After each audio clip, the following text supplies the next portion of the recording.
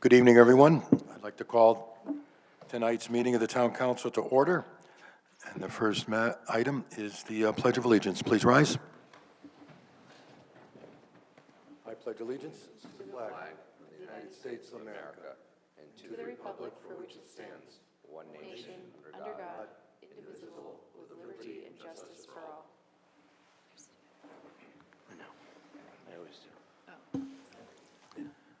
Madam Clerk, could you call the roll, please? Allenson. Here. Carmody. Here. Fishbein. Here. Laffin. Here. Reynolds. Here. Rivard. Here. Versace. Here. Tata. Here. Testa. Here. Next item on the agenda is a consent agenda. Can I get a motion? I make a motion to approve and accept consent agenda items 3A through 3P. Second. Okay, motion's been made. All in favor? Aye. Excuse me, Mr. Chairman, point of information. I believe it's 3 through 3Q on the amended agenda. Aha. I apologize. I printed off the wrong one, too. 3A through 3Q. Can we amend the second? Second. Okay. Thank you, Councilor Tata. You're welcome. All right. All in favor? Aye. Aye. Any opposed? Abstentions? Okay, that passes. There are no items removed. Before we move to the public question and answers, a couple things I would like to say. One, I just want to point out or make mention of the fact that recently Sandy Weeks passed away. Sandy was our council secretary for quite a few years, and I know for a lot of the years I was here, I worked with her quite extensively. And it was just always a wonderful experience. And I know her son, Justin, periodically comes to as well and interacts with us. But I just wanted to make mention of her passing and ask that everybody keep her in their thoughts and her family in their thoughts, and ask for just a brief moment of silence for your own personal remembrance.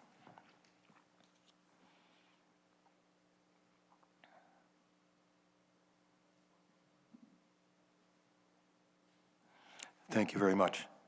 And on a happier note, I just want to acknowledge the Lyman Hall Boys Hockey State Championship. They won over the weekend, and they are the Division II state champions. So I'm sure we'll see them and talk about this down the road, but I just wanted to bring it up and congratulate them. Go Trojans. All right. And now I'll open the public question and answer period. Are there any questions? Mr. Ciardulo.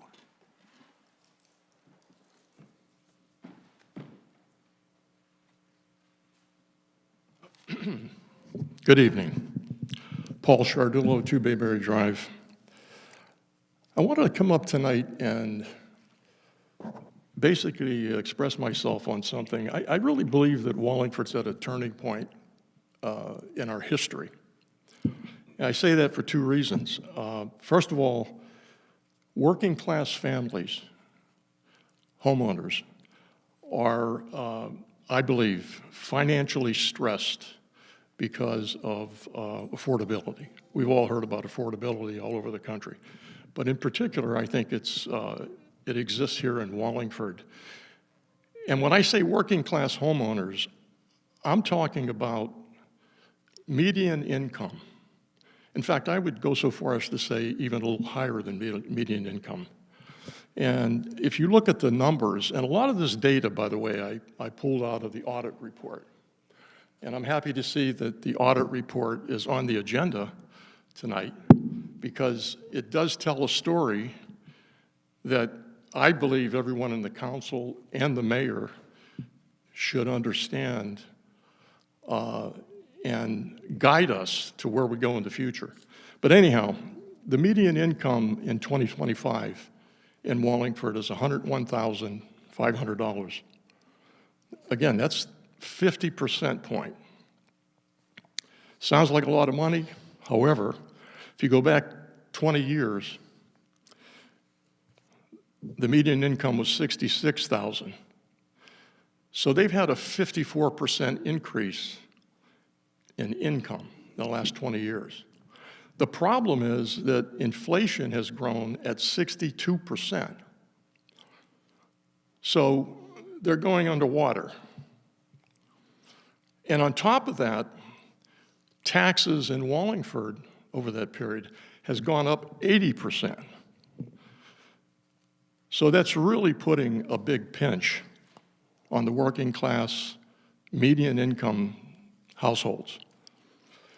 And by the way, that's only through 2025. It doesn't include this year, where we had this massive tax increase, where we shifted about 10% of the grand list from businesses on top of homeowners.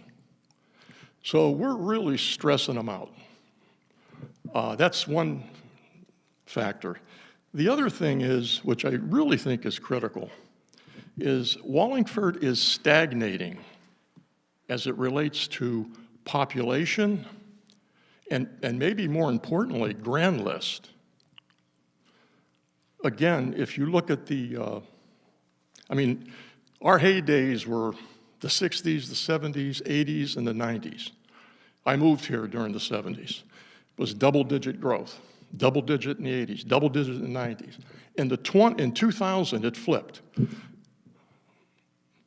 The growth started to fall. And in 2015, we peaked. 2010, we peaked at 45,192 people. Today, we have 44,039. So the population is falling. I'm going to have to ask you to either wind it up or ask a question. You're well past 3 minutes, but I'll let you go a little bit. Yeah, We've got to. I guess what I'll do is say this. Yes, I'm going to please. close, okay? Because Sure. I know we have this time limit thing. Yeah. And I don't know what I can say more than to ask you to look into this, to really understand where we're at. Because the grand list basically is flat. In 2025, the grand list grew $20 million. That's nothing. So what's happening is today in Wallingford, about 80% of the tax burden is falling on homeowners, 80%. And that's a huge problem. I believe what the town needs to do, and I direct this to the mayor and to the council, is we need to change our headset and understand where we're at in this curve, and it's a downward curve. And we need to flip and adopt as our top priority cost containment and cost reduction. And if we don't do that and continue as a status quo, I think we're going to have a lot of very unhappy people, and we're going to have a lot of folks leaving Wallingford because they're being forced out. Okay. And Well, I'll leave it at that. Yeah, we appreciate it. Your point is well made. Question.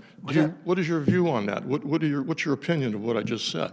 Well, what came to my mind personally, I can only speak for myself, was the acknowledging that we have a lot of work to do with rebuilding the grand list, rebuilding the commercial side of our grand list. I've spoken of that before, and that's something I agree with you on, and that's something we need to work on. Yeah. Well, I will say, I personally don't believe that's going to happen, but that's just my opinion based on trends. Companies are not coming to Connecticut, they're leaving Connecticut. And so my recommendation, I'll leave you with a recommendation. Thank you. Create a task force, pick someone that is motivated to lead that project team, hire someone from one of the big three consulting firms, invest $300,000, $400,000, $500,000, have them do a top-to-bottom review of Wallingford in terms of organization, processes, staffing models, productivity, the whole 9 yards, and use that as a basis for a 5-year plan. Well taken. I would like to ask through you if I our mayor think would have anything to say? You're going to have to save that for another day. Or you can come back after Mr. Okay. Comerford. We're still within the 20 minutes. Yes, sir. Bill Comerford, I was here 2 weeks ago, I asked the mayor to get an answer to the question about the post-tension concrete diagram. Mayor, where are we at with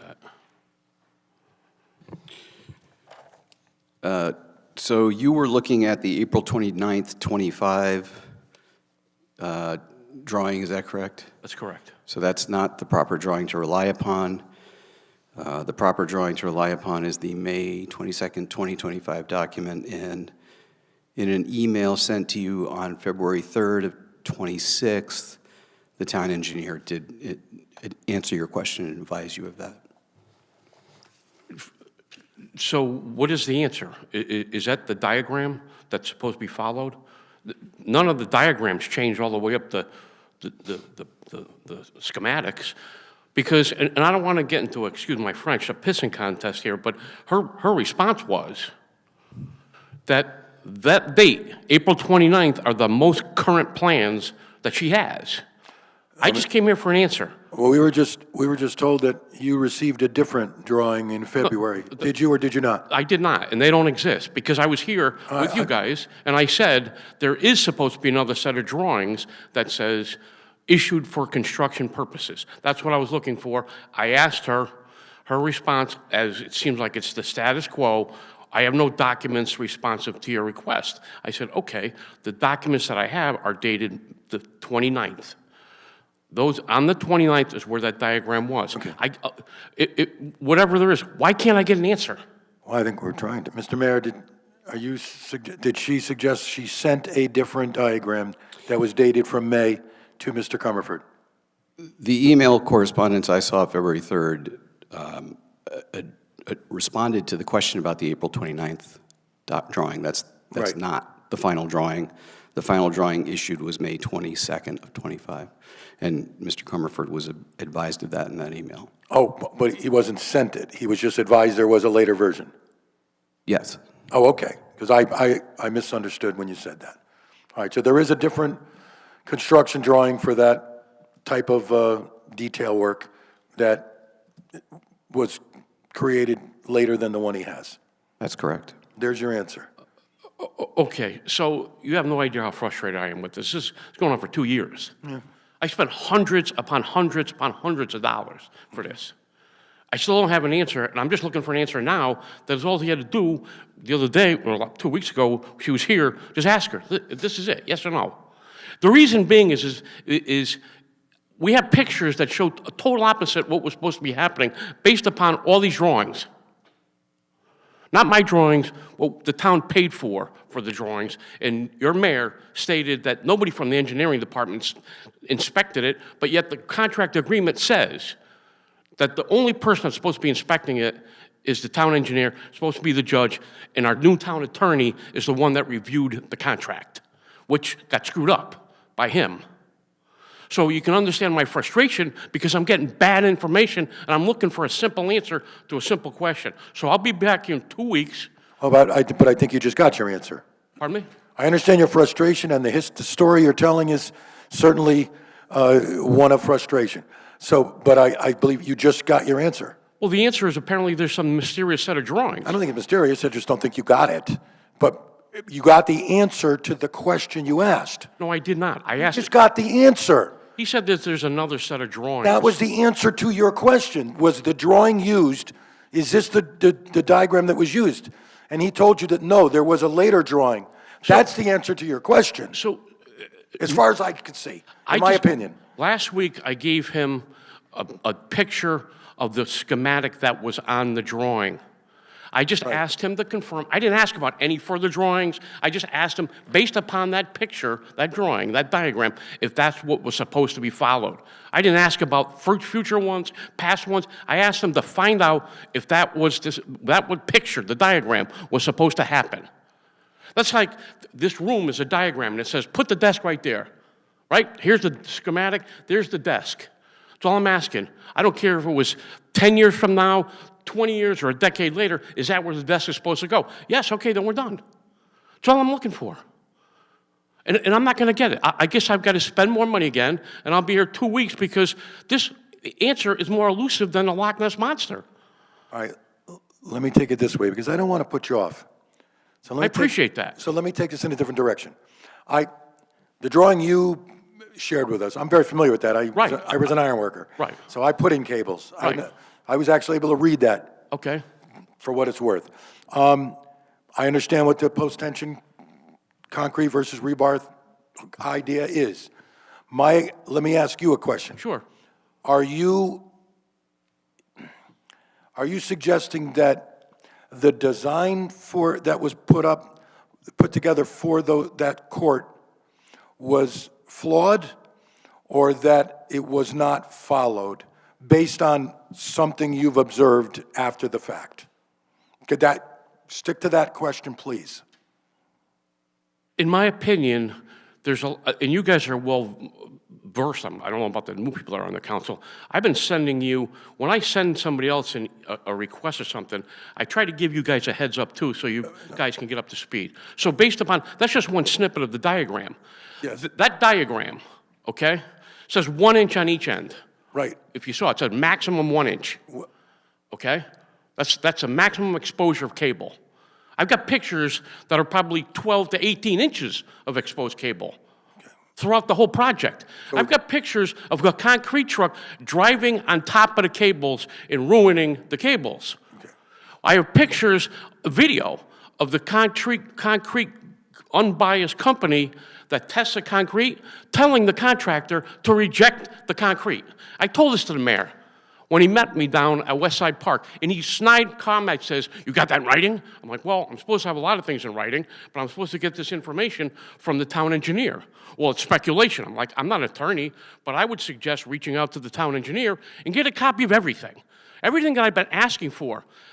Oh, all of a sudden, the meeting that I was supposed to have with her to get my paperwork gets canceled. All of a sudden, I have little documents to respond to your request. You guys ask me for stuff, I bring it to you. But yet every time I do... I'm going to get back to my question. So it sounds to me like your objections are not with the design. You're suggesting, and I'm suggesting you have proof, that the installation of these cables, was not done according to spec. Is that a yes or no? I've been around construction for decades. Here's the So I thing. know where you're coming from, yes or no? Are you suggesting that the cables weren't installed according to the specs? What I saw with my own eyes, Right. and other people saw, Right. and we actually asked the mayor to come down, okay, as well as Chairperson Marone to come down, and they both refused to. We wanted to show them what was there. They refused to. And what was there? What is it? Is the answer Exactly to my... what I'm talking about. So the answer to my question is yes. Was You're saying that the project wasn't... In my former profession, I would have shut the job down. I would have did a cease and desist, and I would have had whoever was responsible, in this case, the engineer down there answering questions. And that's exactly what I said to the mayor. I said, you know what? If this was me and what happened down at Doolittle, I would have said to the town engineer, I want reports on my desk every week. I want to know this. I want pictures. I want inspections. It was all on videotape. And I says, the last thing I want is Comerford going up to the microphone, now bringing up not only Doolittle, but Community Lake, and that's the last thing I want. I don't want him up there, and here I am. Okay. So all I'm trying to do is show that this administration holds nobody accountable. Okay, all right. 800 grand. Okay. You wanted Hold on, pictures? I hold gave on. you pictures. Hold on. So the answer to my question, again, is yes? Based upon what the plans are there and what I saw with my own eyes, yes, it does not comply. All right, so that's just, okay, at least I have an understanding of the allegation and that's been driving this. And I appreciate you narrowing that down for me. But we're pretty far along. I think your point has been well made about how you feel about the lack of accountability, and you're certainly not happy with the way this project was completed. And so that at least takes care of this interaction, but we'll see where it goes from here. So I'm supposed to wait. I'll get whatever is the new, and unless they changed it, which the life of me I can't understand, which I don't beg to even remotely think that that's what happened. Then what happens? I'll pay the $100, whatever I got to pay again. Okay, and I'll show you where the town attorney messed up. I'll show you the video. Are you? What I'm suggesting then is the town council only 3 votes. is required to do an investigation. If we have an engineer that's not doing their job and we're hiding, let's play hide the engineer, and the engineer falls under the mayor, then so be it. But I really don't care because at the end of the day, I don't want to be here. I truly don't. Okay. But it's my money. And you got 800 grand invested in this. You got another guy coming up here going to be selling you a $300,000 truck that you don't need. Okay, I will ask you not to make such derogatory comments about town employees. That is in your opinion. I'm not going to let this be a forum for you to make those kind of attacks on our employees. That's just me. If you suggest that you thought there was some wrongdoing. If somebody takes that the wrong way, then I apologize. That's okay. I understand you can get a lot passionate about this. I'd like to narrow things down a little bit so maybe I could look into some of the things you're talking about. But we've gone over, but I'm going to ask one more thing of you. Now is there something happening to this court that leads you to believe is indicative of faulty installation? So while this whole They're all breaking up, and you're saying that's because they didn't properly install the cables. I brought this up at Doolittle Park, okay, and we were patronized about it. Everything that we said was true, okay, but yet we get blown off. Yeah, they're just gadflies or the 10th, 11th, 12th counselor and so forth. We got a lot better things to do with our town. With our time. But unfortunately, if people don't understand how bad they're getting ripped off, like Mr. Chardello was just saying, well, you should start cutting your expenses, or at least the expenses that you're putting into, there should be accountable. So I brought it up. In my opinion, I don't know how much the town engineer knows about post-tension concrete. I became a member of the Post-Tension Concrete Institute because I had to pay to get the books and all the information and everything else. It cost me hundreds of dollars. And when it says, okay, anybody that does this needs all these things. So there was a whole laundry list of all the things that the town engineer should have had. So in my FOI request, I asked for all that. I asked for reports, pictures, everything that this institute says. And it also states this in the bid specs that are supposed to be following these guidelines. There isn't anything. I asked for copies of the reports on the concrete, the residual, the PSI test. There is nothing. They have nothing. Nothing. All right.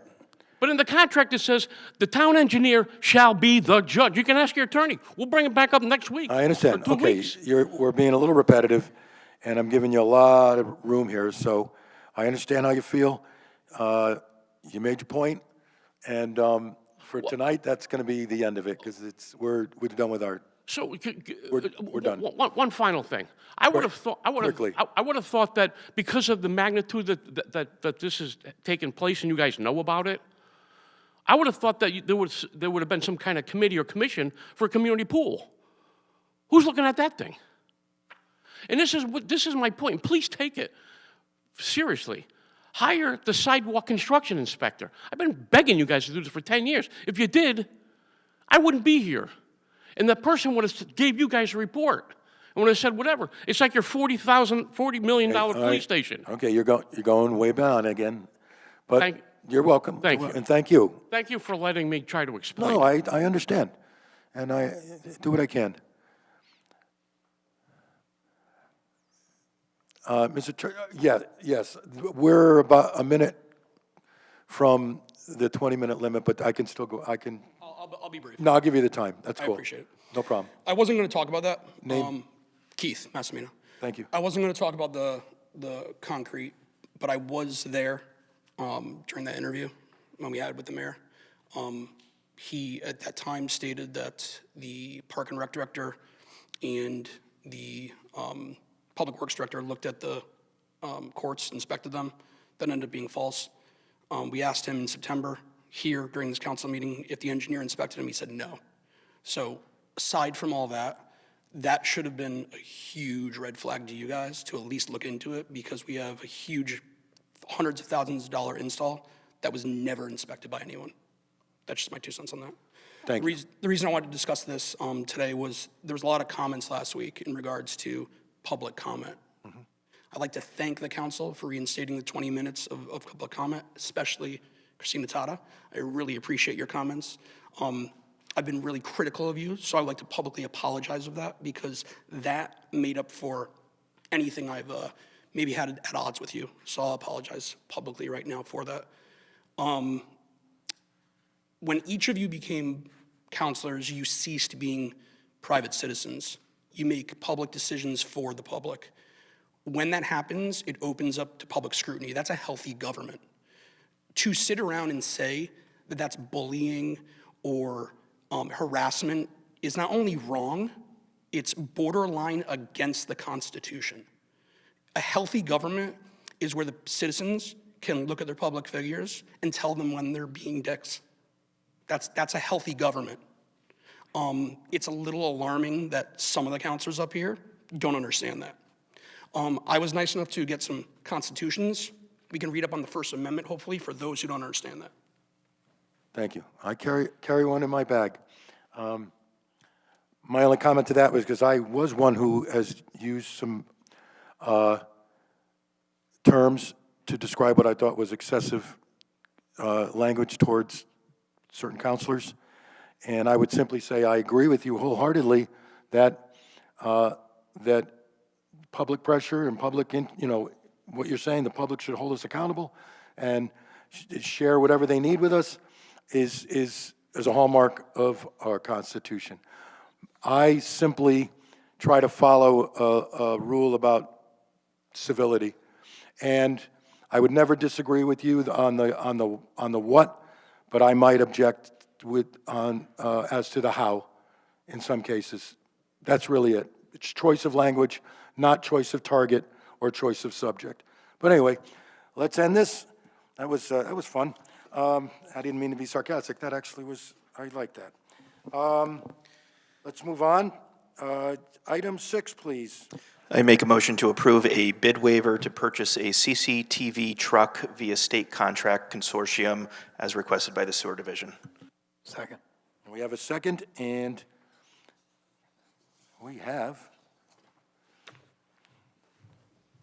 an honored guest.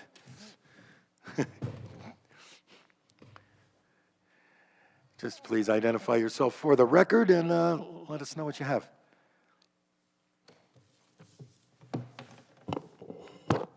Good evening, Neil Amwig, General Manager for Wallingford Water and Sewer Divisions.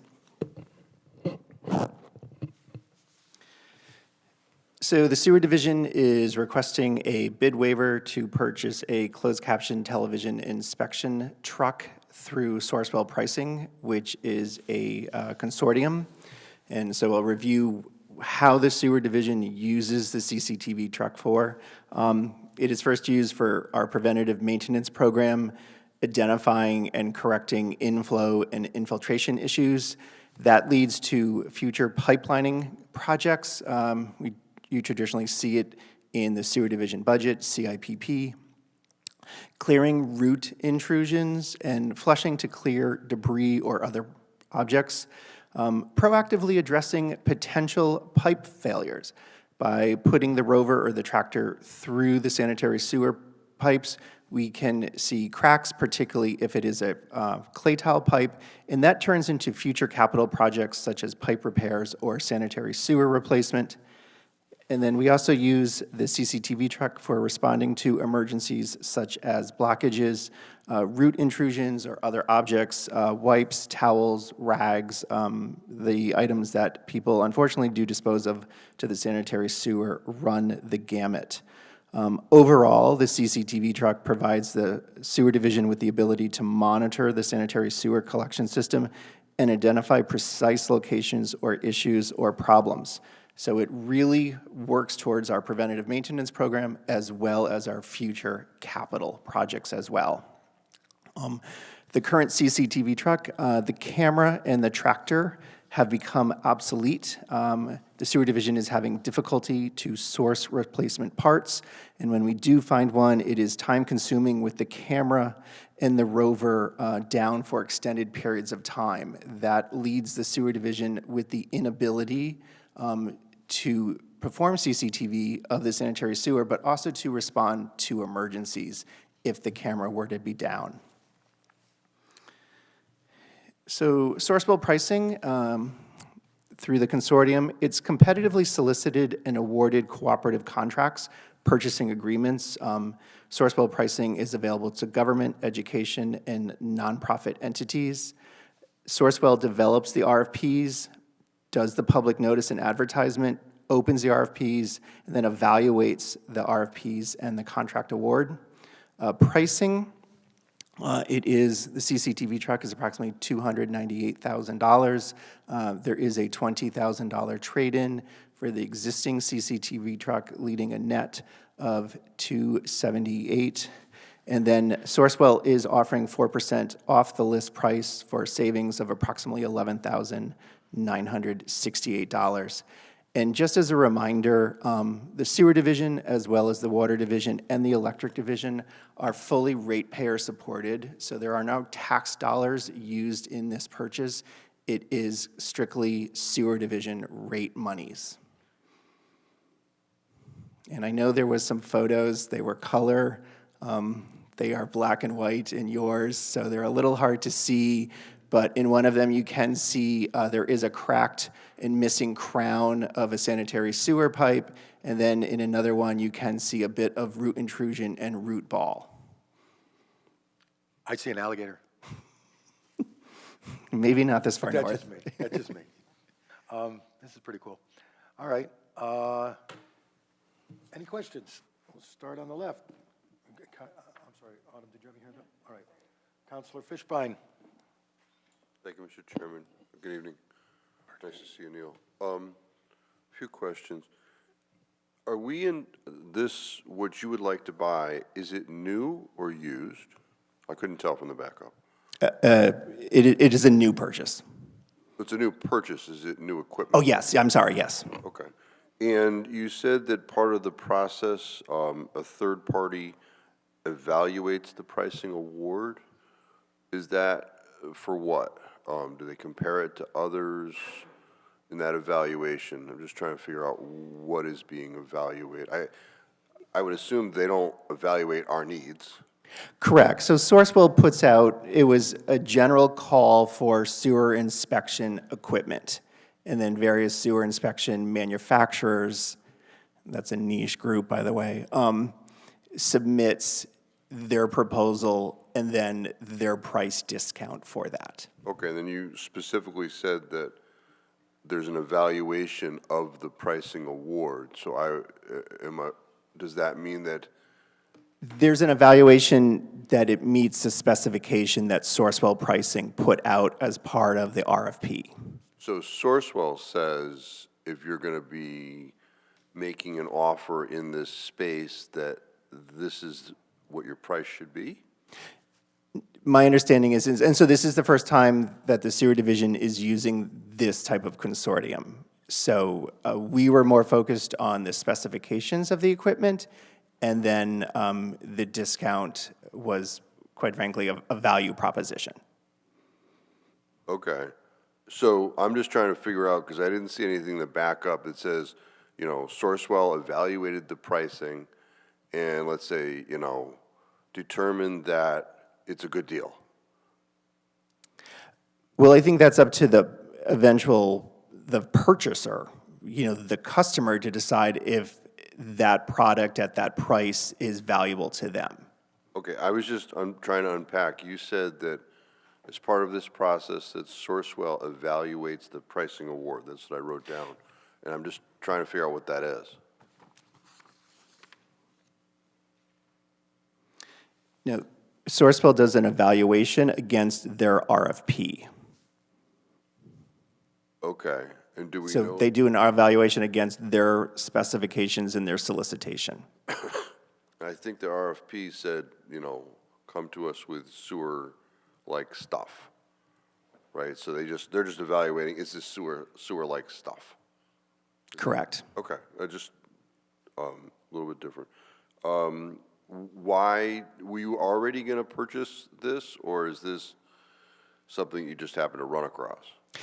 So the plan was for the sewer division to purchase this. You can see this has been not a long time, several fiscal years coming. In fiscal year 24-25, the sewer division on the PUC and the town council approved $200,000. 25-26, there was another $75,000 appropriated for this purchase.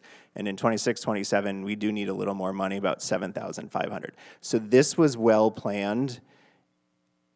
The CCTV truck that the sewer division is looking at meets the specifications for Wallingford sewer division needs. We were able to identify it through Sourcewell pricing. It avoids then the time, effort, energy of the sewer division and the Bureau of Purchasing having to do their own solicitation, and then there is the 4% price discount. Yeah, okay. And that was sort of, so, and I think that's a good way to do this, and you've already said to us over a couple budget years, we want to buy this. This is generally in line with the estimates that you thought it was going to cost, generally in line. So I think everything's congruent, and I'm more comfortable. So thank you. Thank you, Mr. Chairman. You're welcome. Councilor Rivard. Good evening. Thanks for coming out. Attempted my best to do a little bit of research on this.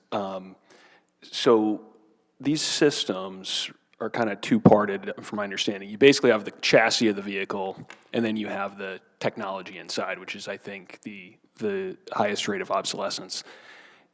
There was a comment out there that, when I did some research, that some of the newest vehicles can be made modular, such that if the obsolescence rate of the digital capability is faster than the vehicle itself, you could possibly upgrade that earlier in the future so that you can, augment your preventative capabilities.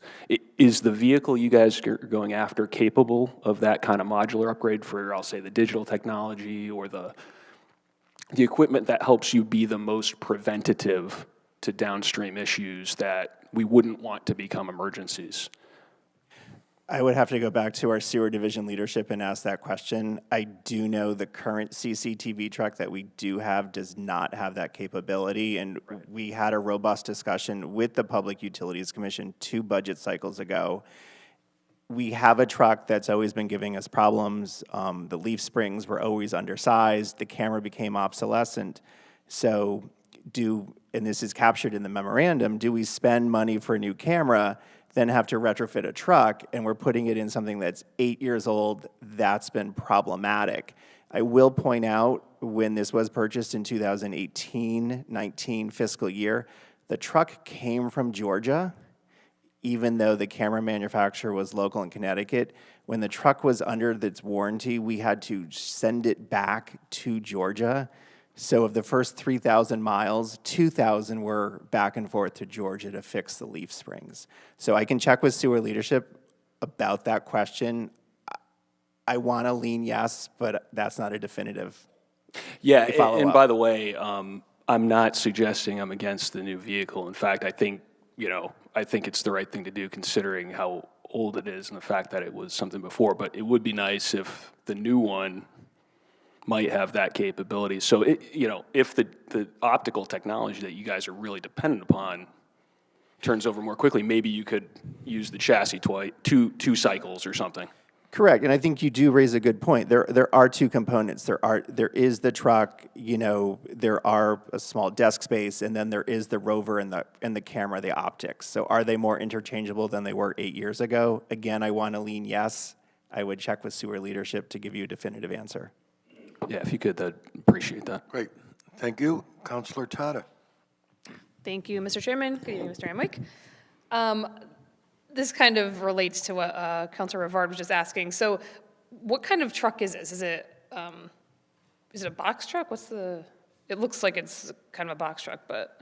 Well, the current one is correct, is a box truck. What make and model? Is a 2019 Ford Transit. Okay. And the proposed one is a 2026 E450, 16-foot box truck. Okay. It's a Transit with a box, so the current one is not a box truck, or is it? It looks box to me. Okay, I'm looking at the pictures. I just can't tell if I'm looking at pictures of the new one or the current.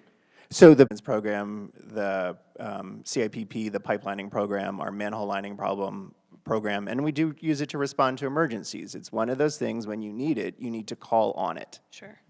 Okay, because when I was reading that it's 9 years old, I mean, it's in the scheme of Wallingford vehicles, that's really not that old. So what my thinking was kind of similar to, I think, what Councilor Rivard was getting at was, can we just replace the equipment and not replace the truck? But it sounds like you said there's other issues with it also. The truck, I wouldn't call it a lemon. I'd call it maybe one of those little plastic squeezy lemons you get in the vegetable aisle. It has not been a reliable vehicle. Okay, and this is the only vehicle Yes, of this it's type we one. have? Okay. The only other thing I just wanted to point out, I think I read in the specs here or in the info that this new one would be serviced in North Haven. That's the truck and the equipment? Everything. So that is one of the, you can look at this from a quality perspective and you can look at it from a quantity perspective. And so, quantity immediately goes to price, but for sewer division and operational, having a vendor so close for both the truck as well as the camera as well as the rover is paramount to sewer division operations. That is a paramount selling point for the sewer division staff. Absolutely. My only other question, so as far as, I'm always leery of bid waivers, as we all know. Is there a way, so it sounds like by using the consortium, my fear is that we could have gotten this for much cheaper if we just went out to bid. So how do we know that we're getting a good price on this? I mean, is it, maybe you just, as institutional knowledge, and you just know that this is fair? Well, I think there's two aspects to look at it. I think the price is a solid price. Okay. When we were looking at this, so you look at budget cycle 24-25, which is when we originally funded it. We start that process in December of 23. Okay. So, and the reason we split it across $200,000 and then $75,000 is $275 is a large item to put in the sewer division budget. And I think the council, as well as the Public Utilities Commission, has seen for some of our larger purchases, both the water division and the sewer division have started to structure those across multiple years. The other thing is, if you go out to bid, the type of truck and the type of camera we get may not be precisely what we want. And for lack of a better phrase, you are going to get low bidder. And that is what happened in 2018. I have the bid tab. The low bidder was $165. The second bidder was $217, a much, much better product. So double-edged sword there for lowest competitive price. And we went with the 165, which is the truck that's had issues? Yes. Okay, all right. Thank you very much. Thank you, Mr. Chairman. Anyone else on the council? Anyone in the public? Mr. Comerford.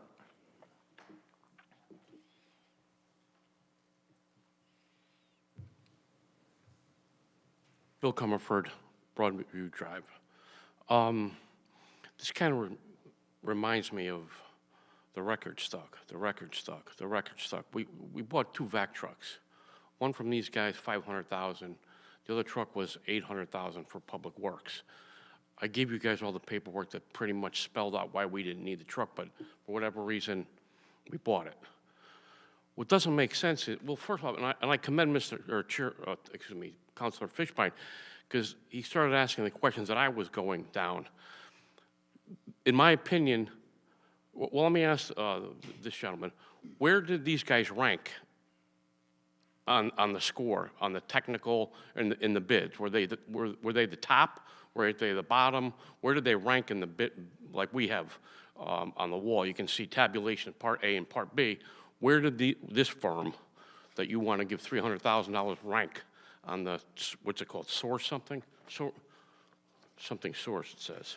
Well, this is a bid waiver, so there is no ranking. It's a party of one. No, Councilor Fishbein was asking you when this source company submitted their own bid, it's like us doing a bid. This company ranked who you're pushing to get it from. Were they the highest ranking firm?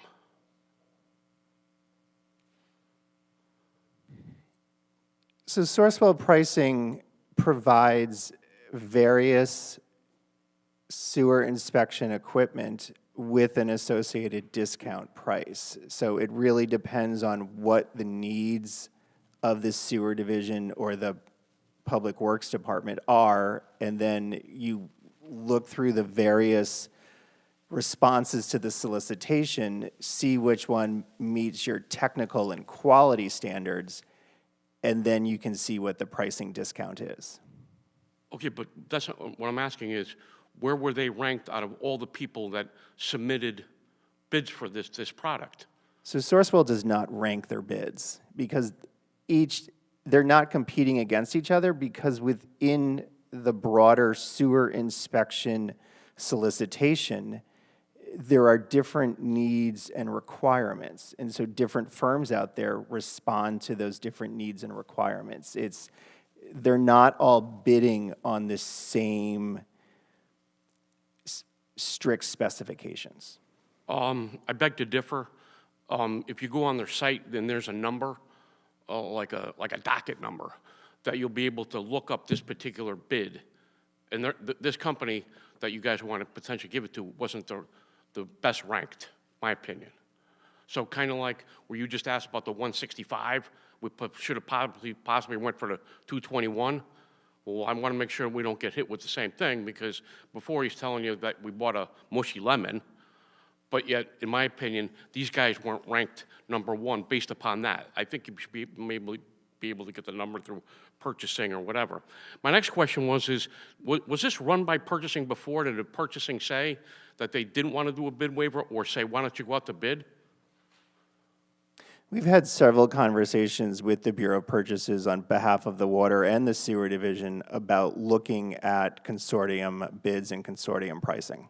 But I meant as far as the bid waiver goes. We've had conversations with the Bureau of Purchases about this, correct? And they suggested not to go out to bid? Or did they suggest, if you don't want to go out to bid, that you should probably, and I'm just throwing this out there, say, this is the widget we have to have. So in order to do that, you have to say, this is the widget, no one else makes the widget. The Sewer Division followed the bid waiver process, which is to get an endorsement from the Public Utilities Commission and then bring it forth to the Town Council for approval based on the specification of CCTV truck that the Sewer Division would like. That's where we are. So a couple things that bring to light. Please direct your questions to me. Yeah, I'm sorry, Chairman Testa. Sorry. Chairman Testa, the truck is barely 6 years old. It's not 9+. They received this just before January 2020. Well, I'm going to say to you what I was going to say to some of my fellow councilors, and I wanted to get make a little clarification. And if I'm incorrect, I want to be corrected. We're here being asked to approve a bid waiver. We're not being asked to approve a purchase. We're not being asked to approve a contract. We don't, unless I'm wrong, we don't actually approve ongoing expenses of the utility divisions. Is that correct? Or am I wrong? Otherwise, they'd be here every week. That's why they have a Public Utilities Commission. We approve their budget, but their ongoing operation of their budget and their general business decisions on buying things, we don't have the oversight over that. Isn't that correct? On most things, but some things are subject to the amount of them, yes. Okay. But in this case, we're not being asked to approve buying this product. We're being asked to approve them using the bid waiver to buy the product that they've already been authorized to buy from the Public Utilities Commission. Is that correct? Well, technically, when you guys passed the budget in those 2 years, you appropriated the funding. Right. So, but correct. I mean, they're selecting a certain product. We're not. Correct. Tonight is all about whether or not they can use this vendor to buy this truck. Right. Not, is it the right truck? That's your understanding as well. Correct. Okay, I want that clear. We're not here to argue about whether this is the right truck, the right time, or any of that. It's, can they use this consortium pricing And everything I've been reading about them makes it look pretty good. But that's me. So if Can they use that to get the bid waiver? Are we going to let them do that? Which is not unlike allowing someone to purchase using a state bid. It's pretty much the same thing. Someone else has negotiated using their buying power, prices and contracts with various vendors, and we are able to sign on to that and use one of those contracts. Is that correct? Correct. Okay, that's what we're talking about tonight. So the point is, they are asking you to circumvent the normal bidding process is what they're doing. No, they're asking to, A bid waiver. follow the purchasing ordinance within which there is a bid waiver alternative. No, I understand that. They're not bypassing anything. Right, but if you did do if you said no, then it would have to go out to bid, and then you could do a comparable apples to apples. They can write out the specifications because it also goes on to say that the company's in North Haven. Well, the company that's in Bristol supplies the same virtually the same thing, and I think that's where they got their old one from. But by not having a competitive bid, you have no idea what the other prices are. So if you do the quick math, at $125,000, you throw 10 grand into doing some electrical, whatever you're going to do, you're looking at 170 grand for a truck. Now, we have no idea what the consortium profit margin is or anything else. 300 grand seems like a lot of money for what you already spent 165 on, and they started looking at a new truck 3 years after owning this one. So Okay. if it was me, like I said, what's it hurt? They don't need it tomorrow. They already have one. Put it out to bid and see what else is out there. We did this with the Center Street Cemetery when you guys said no bid waiver. You made your and then point. and then it went to bid, and you guys saved 35 grand. You made your point. You made your point. Thank you. Thank you. Anyone else? Yes, sir.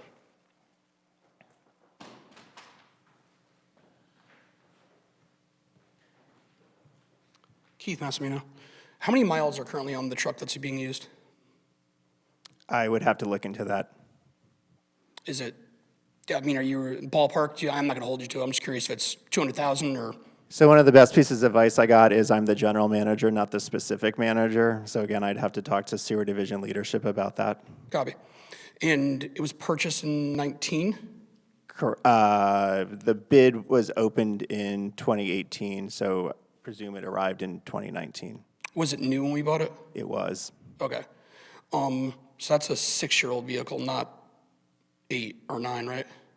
Correct. Okay. Because I think someone said 8, and so I was confused. Okay, so my only 2 cents would be, have we done apples to apples to see what it would cost to retrofit this with the new video gear? Again, we haven't done a apples to apples, but we have concerns with putting a new camera and tractor equipment in a truck that has already given us trouble in the past. Understood. Okay. I think my whole point is, I drive around a 13-year-old car and I have no issues with it because at the end of the day, I'd rather do repairs than buy a new vehicle.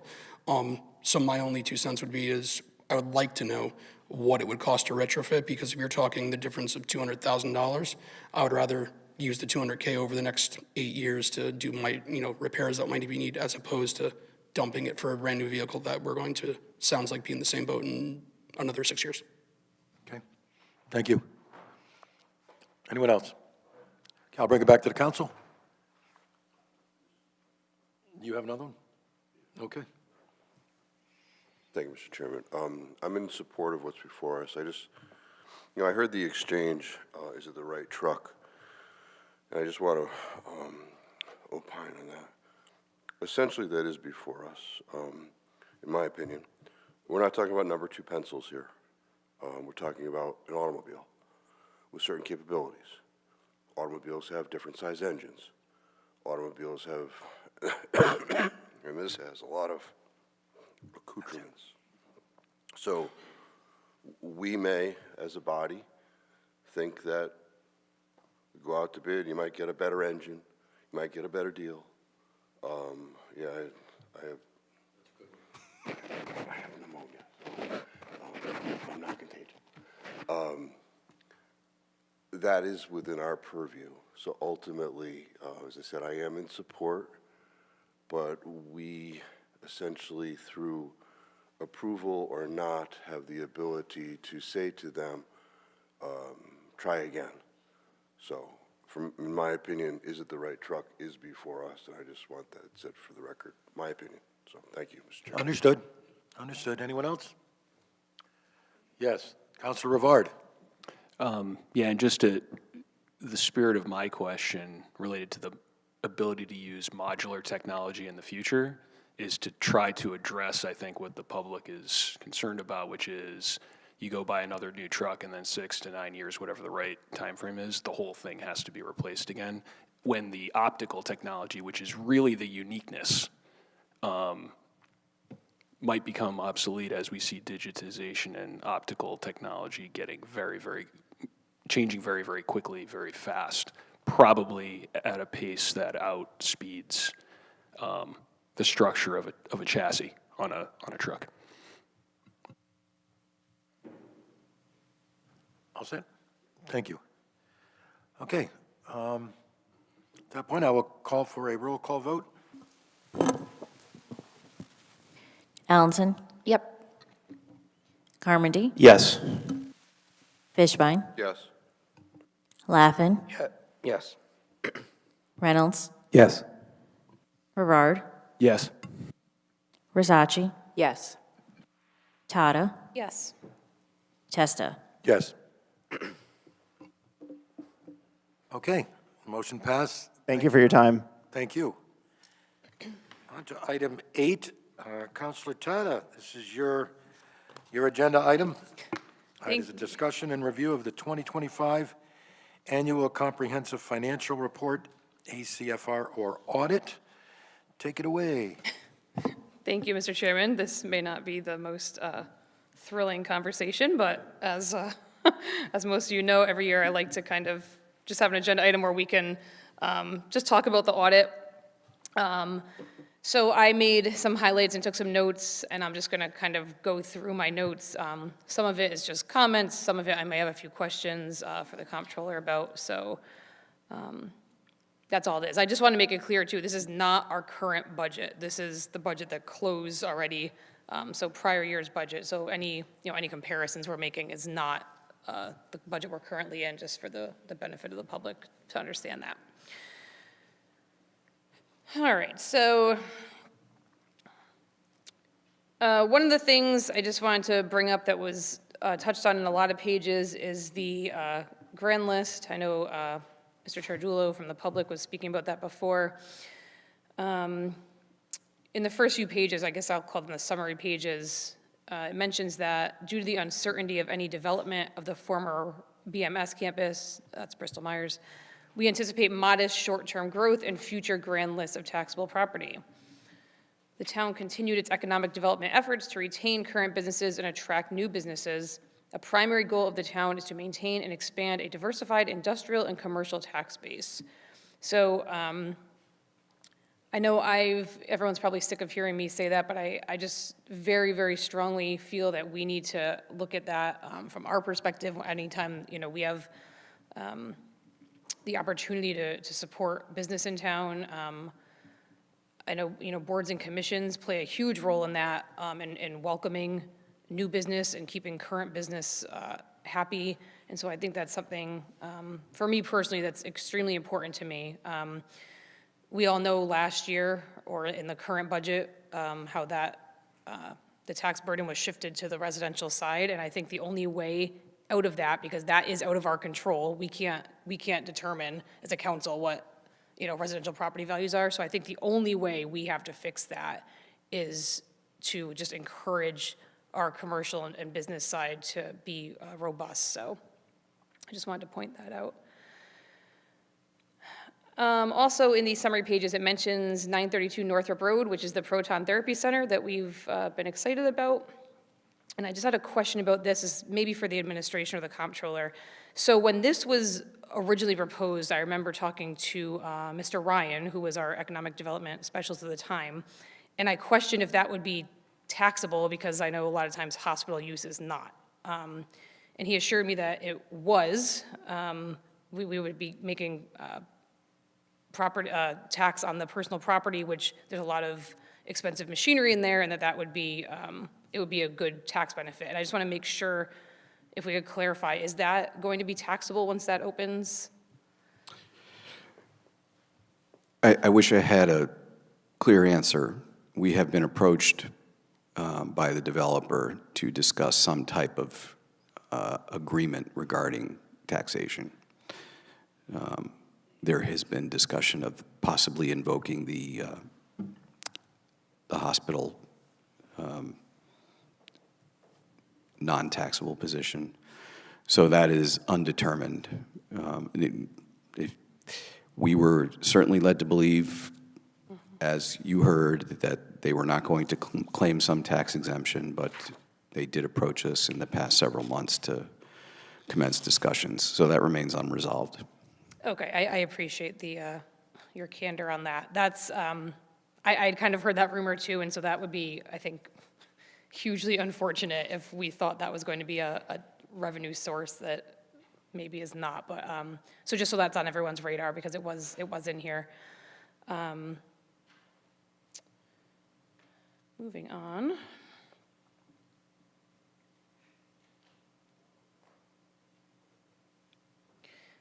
Oh, the CRRA account. So this is on, I'm looking at page Roman numeral 9, if anyone's following along.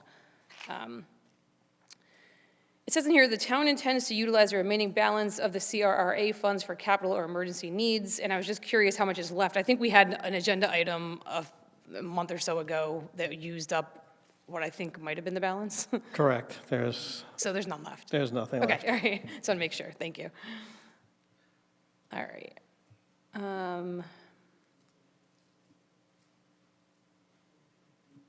All right, moving on to page 5. So I'm on actual page 5, not Roman numeral 5.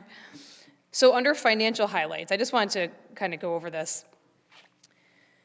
So they give 4 bullet points here. The town's total net position increased as a result of this year's operations by $9.1 million, an increase of 2.9% from last year. So that's net position, because I want to get into what our surplus is, which we'll get into, but I just want to, this leads into that. During the year, governmental activity expenses exceeded revenues by $2.6 million, including transfers, and business type activity revenues exceeded expenses by $6.5 million. Total cost of all of the town's programs were $319.3 million. The general fund reported a total fund balance this year of $34.2 million, which includes $20.7 million unassigned and available for future use. I'm going to leave that there for now, but that's going to come into play in a minute. So, there's also a table on page 7 that shows the net position for anyone who likes to look at these like I do. And then on page 8, the very bottom section, the town's total revenues excluding transfers were $331.7 million. The total cost of all programs and services was $328.4 million. Our analysis below separately considers the operations of government and business type activities, and there's a lot of detail on that. So page 10, the general fund. They say here, the general fund is the primary operating fund of the town. The town's general fund reported a total fund balance this year of $34.2 million, reflecting an increase of $1.9 million over the prior year. So we talk, you know, I think there's a lot of numbers thrown out about what our surplus was. And I just, Mr. Sun, if you wouldn't mind maybe opining on this, I know we've talked about it, but it looks to me like $1.9 million was what the actual cash surplus is. So what I look at is if I look at the fund balance, the general fund balance going into the budget year, and then at the end of the budget year, it looks like it's $1.9 million higher, which in a $200 million budget is about 1%, which is pretty spot on in my opinion. But Mr. Senna, could you just confirm that that's the surplus amount, or if I'm looking at the right thing?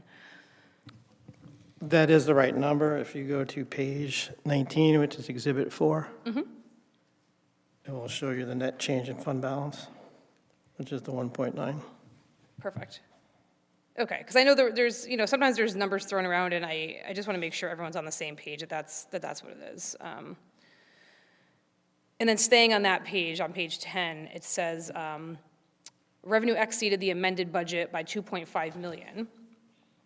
So this is where we look at, well, at least I like to look at, where did the budget, where did we get not, maybe different than what we expected. So revenue exceeding our budget by 2.5 million. And where that came from was interest revenue exceeded the amended budget by 1.1 million, since interest rates remained higher than the town anticipated. So we thought interest rates were going to be a certain amount. They were a little bit higher. We made 1.1 million there. Building permit fees exceeded the amended budget by 535,000 due to increased building activity during the year. So again, not really something we could have anticipated any better, I don't think, than we did.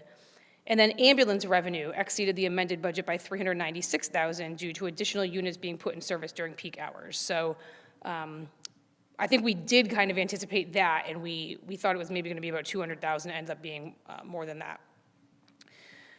Town departments and the Board of Education expended 9.2 million less than budgeted. Of this amount, 1.3 million was assigned to fiscal year 2026 for purchases on order, and there's also 3.1 million committed to fiscal year 26 as appropriations in force. So my question there is, when we have the budget line of money, I want to say it was $9 million that we say we're using, and sometimes I always say that line is a number on paper. We never actually used it. If we actually used that money, it'd be kind of catastrophic. Is that where that is basically made up? So we didn't actually use that money that we allocated, right? Correct? Correct. That's money that we already have in hand that we're not raising taxes for in that year because we already have it on hand. And we didn't actually dip into that at all, what we budgeted for, or we used a little bit of it? We did not dip into that at all. Okay, perfect. All right, on that same page, moving on, different topic, it mentions ARPA. Are there any clawbacks pending from the law department, or is ARPA a done deal at this point? The final expenditures, cash out the door, is this December. So there are still some open POs, but it's pretty much done. Okay. But, if a couple of projects came in under cost, we're going to have to give that money back. Okay, so that is still something that the law department is actively pursuing, I'm assuming. I'd have to check. I don't know the answer. These are town projects. Oh, okay. These are all municipal projects. All the other ones are so done. the business ones, those Yeah, are those are, done. I'm sorry, That's all. I Okay. misunderstood. Those are all done. Okay, perfect, thank you. All right. Oh, this I wanted to note, on page 11. So I know last year, one of my motions was to reduce our contingency budget because I just didn't feel comfortable taxing people for a what if, and that was a little bit of a debate. But in this budget that closed, they note on page 11 that the town had $659,000 remaining in the contingency budget. So that was just, I'm not sure this year where we'll end up, but I just thought that was important to note. I can tell you we're going to wind up This year we're with zero. not. Because we didn't put a lot in this year. Yeah. So the reason, there was a contract that was out for 3 years. So in year one, we put in how much we think the contract will be in that year. And then when it goes into the next year, we have to take that plus what we think they'll get in the other year. So this was 2 years of a contract that was out there that we were estimating. So when it came to last year's budget, that was 3 years. And now that contract's settled and we have to pay that money. And to be honest with you, right now, I don't know where we're going to get the money to pay those raises at the end of the year. What's that contract for? That was the Teamsters. Okay.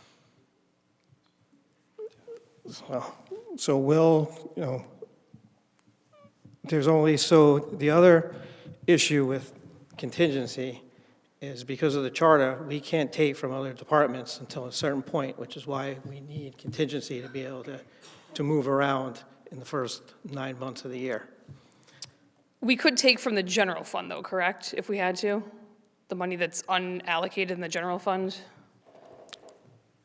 We could do an additional appropriation if we have to. Okay. Moving on to page 12. This was something we talk about kind of every budget year, at least since I've been up here, and I think Mayor Dickinson's last year and then Mayor Cervone's first year, I think we kind of got a very direct answer to this. But at the bottom of the page, it says, as previously stated, the general fund total fund balance increased from $32.2 million at June 30th, 2024, to $34.2 million at June 30th, 2025. Of this $34.2 million general fund balance is $20.7 million of unassigned fund balance. The town feels that $20.7 million in unassigned fund balance places the town in a strong position to withstand unexpected events. Although all municipalities in the state, including in the town of Wallingford, are facing major uncertainties due to the rising inflation rates, the town's finances and financial plans remain stable. So I know that was one of the issues that usually comes up in the budget is, how much do we have in the general fund? Do we just let it grow forever? Like, what's the number? And I think the answer was kind of that we like to have 10%. And I believe Mayor Dickinson in his last term kind of alluded to that, and I think Mayor Cervone, if I understand right, agrees that's kind of a good number. And so if that's true, and if, going to this next budget, if that's what everybody agrees, then that's right where we are. So we have $20.7 million, which is 10% of the budget, unallocated, and that's the rainy day fund. So it looks like we landed there right where we thought we would. While you're talking about that, Yeah, it please. would be good to note that that number decreased. It was 22 million in 2024, and it's now 20,716 in 2025. Okay, thank you. Appreciate that.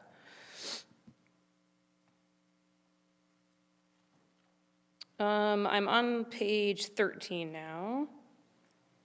All right, page 13 talks about reval, which is obviously something we had to deal with last year.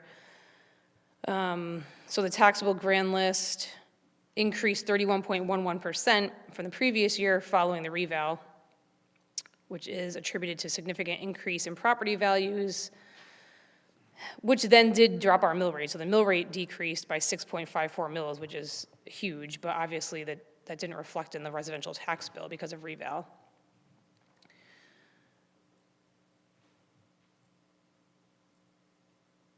And then also on that page, it talks about Wallingford Electric Division rates remaining the lowest in Connecticut and the New England region, which I know we all are very happy about.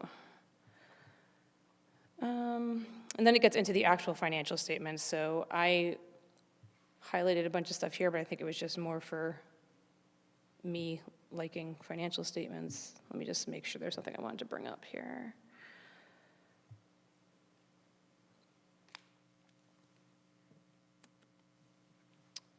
There is page 38, the deficit fund equity. I think that was just interesting to just draw attention to. That's our major funds. So basically it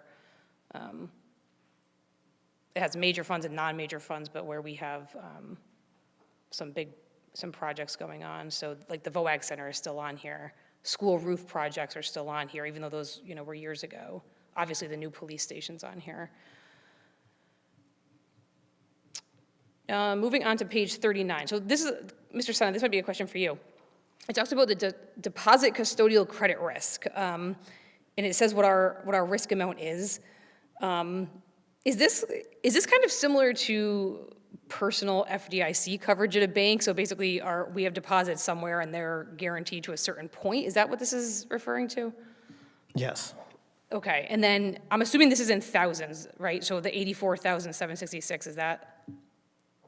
Yes, that is in thousands. This is on the top. So we could be potentially on the hook for 8.4 million if something were to go bad. Is that correct, or am I reading that wrong?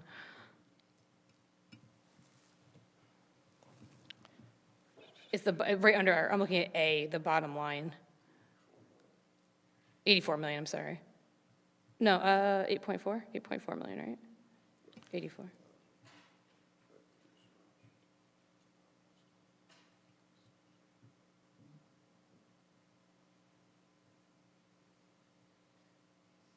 Is that money that we would be we'd be on the hook for if something went terribly wrong at the bank? Is that what this is saying? Kind of yes and no. I mean, where we're invested or have our cash are in banks that are not going to fail. You know, we're not in a little credit union. You know, we're major banks. We have a banking service that we look at that rates and the stability of anything that we're invested in. Sure, yeah, I just, you know, you hear about like years ago when like big banks failed and, you know, the whole like too big to fail, and then they do. So I'm just, I'm just trying to see what. That number is not any different than any other That's like a standard number. town in Yeah. Connecticut. Okay.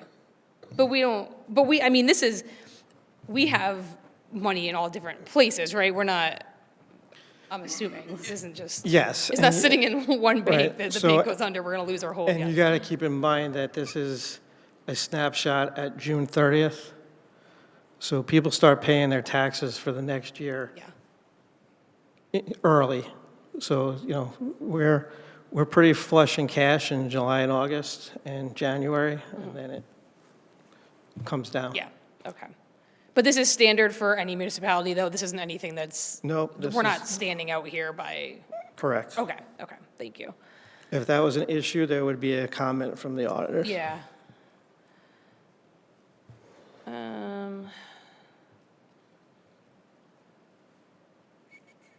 Page 49, I'm not going to go through it all, but I just thought that was an interesting page with all the fund balance accounts, so if anyone's interested in that.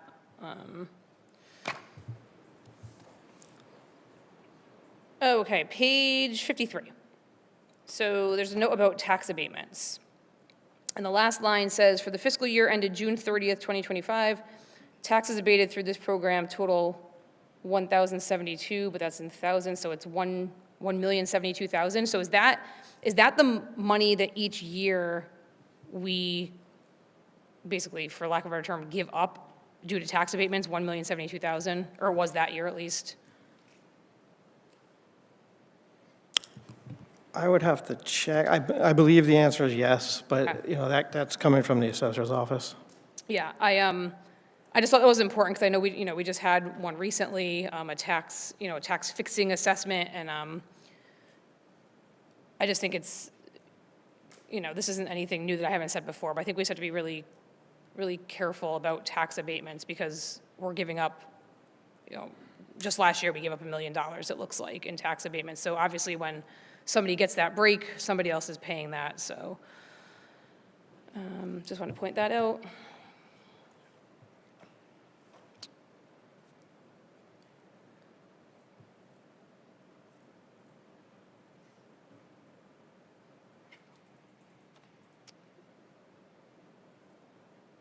Okay, and then this is my last page here.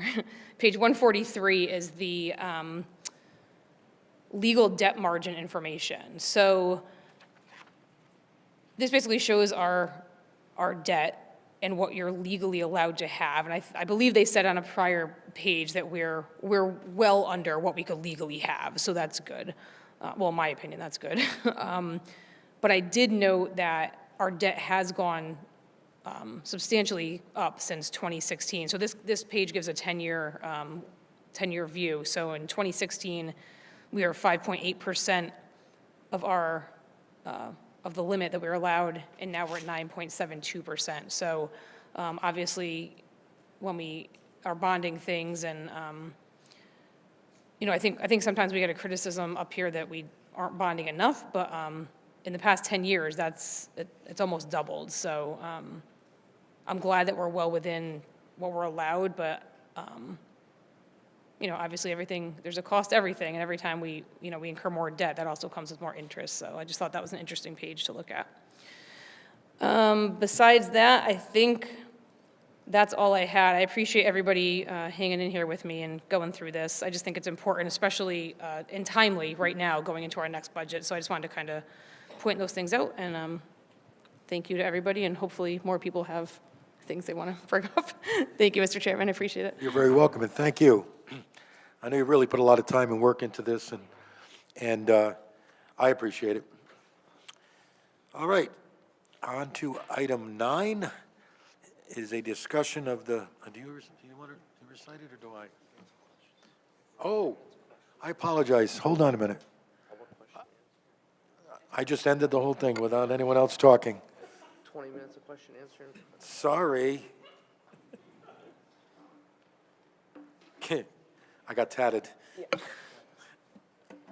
Would any other counselor like to ask questions? It's only that important. Counselor Versace, please. Yes, I just have a quick question for Mr. Sena. I know we just talked about fixed tax assessment versus the abatement. What we just did last week was lock in a tax rate. It is not an abatement, correct? Those are two different things? Yes. Okay, so what is referenced here in the budget is related to abatement, not fixed tax assessments, where the owner of the property continues to pay taxes on a fixed amount of what the property is worth, and as the mill rate goes up, the taxes will go up as well. It's just the assessment of that property won't change for 18 years, but they will continue to pay taxes. On the one you just did? Correct. Yes. Okay, thank you. How's that? Okay, Counselor Reynolds. Thank you, Mr. Chair. Thank you, Councilor Tata, for putting this on the agenda. Some of the things that you pointed out were things that I found to be interesting. I think the take-home that I got from this was similar to what I had talked about last year with a similar report, is that the financial position this report puts us in, it would allow us to have some flexibility.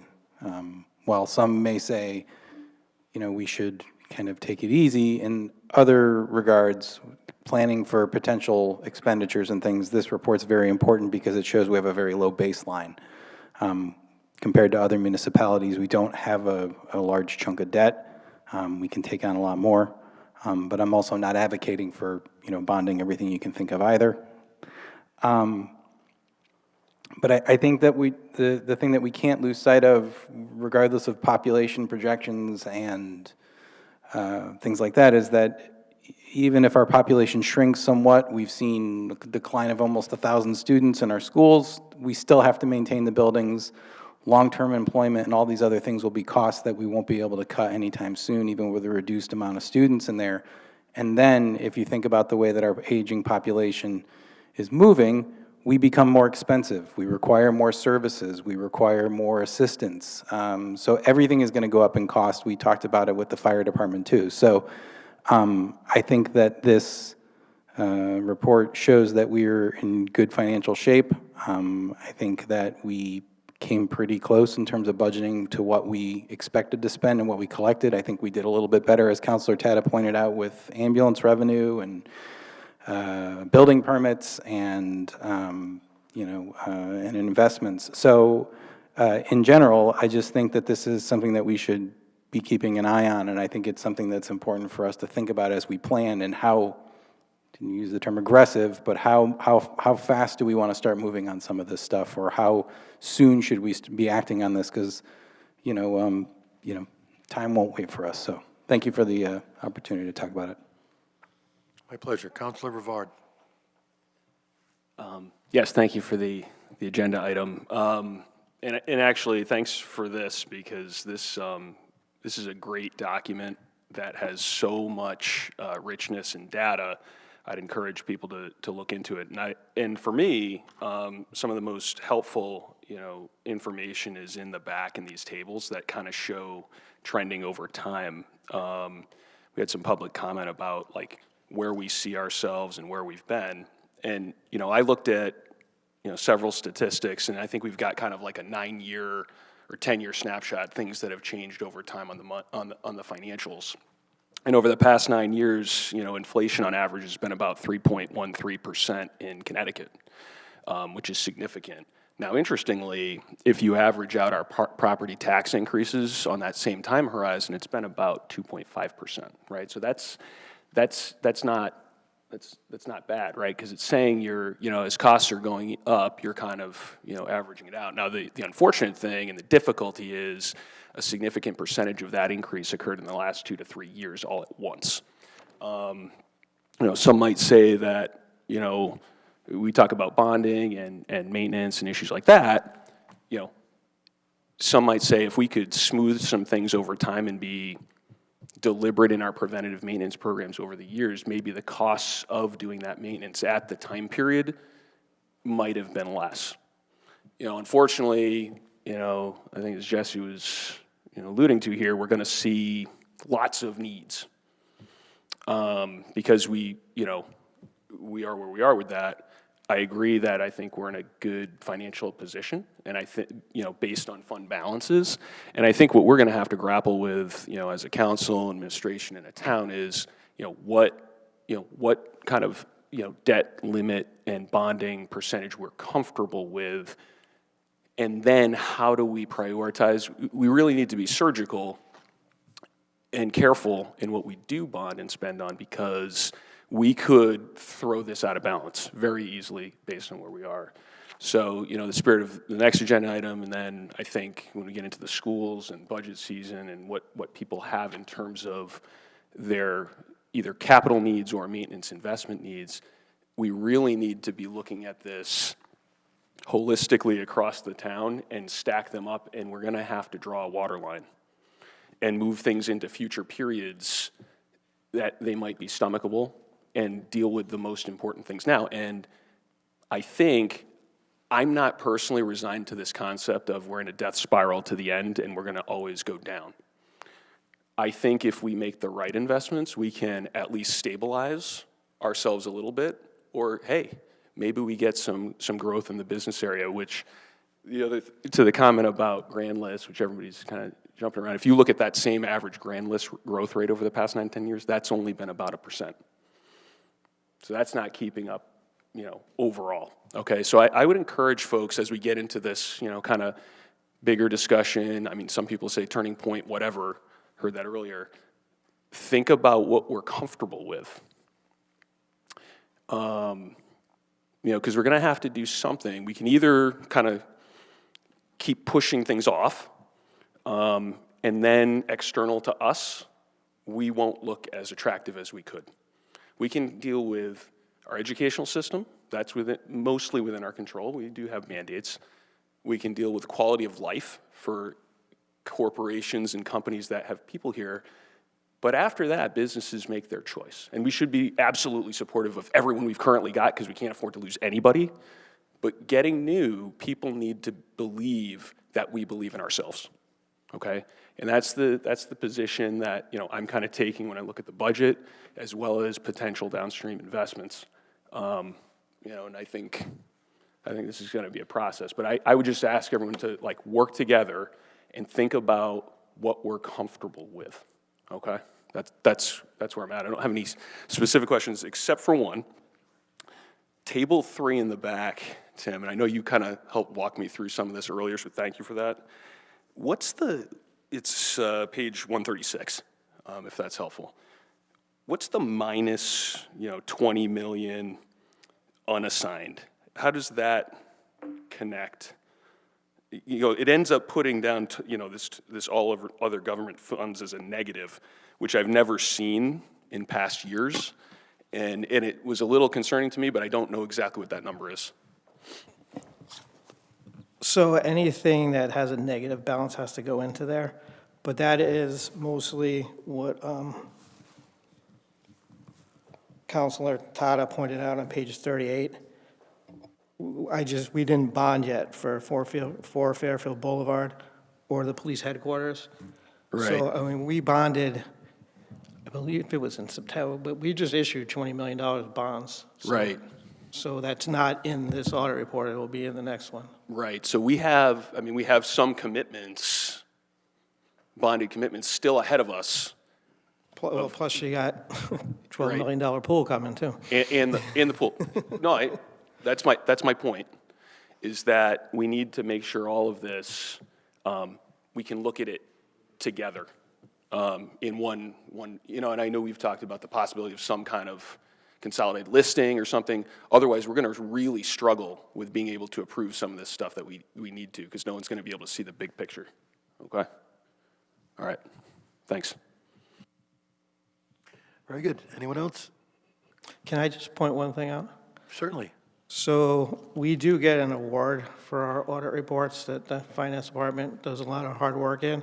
So it gets shown the year before. So this report has been put in to be graded. We won't get the results till July or August, but I'm expecting we'll get the award again. Wow. Let's hope so. Nope. Yeah, go ahead. I remember last year I pointed out the award and congratulated you, and you were so incredibly humble that I didn't mention it this year. So, so we'll mention it when it comes in. Thank you. Well, we'll let you get up when we have the Lyman All hockey team here. Maybe the mayor will get you a jacket. All right. Okay. On to now.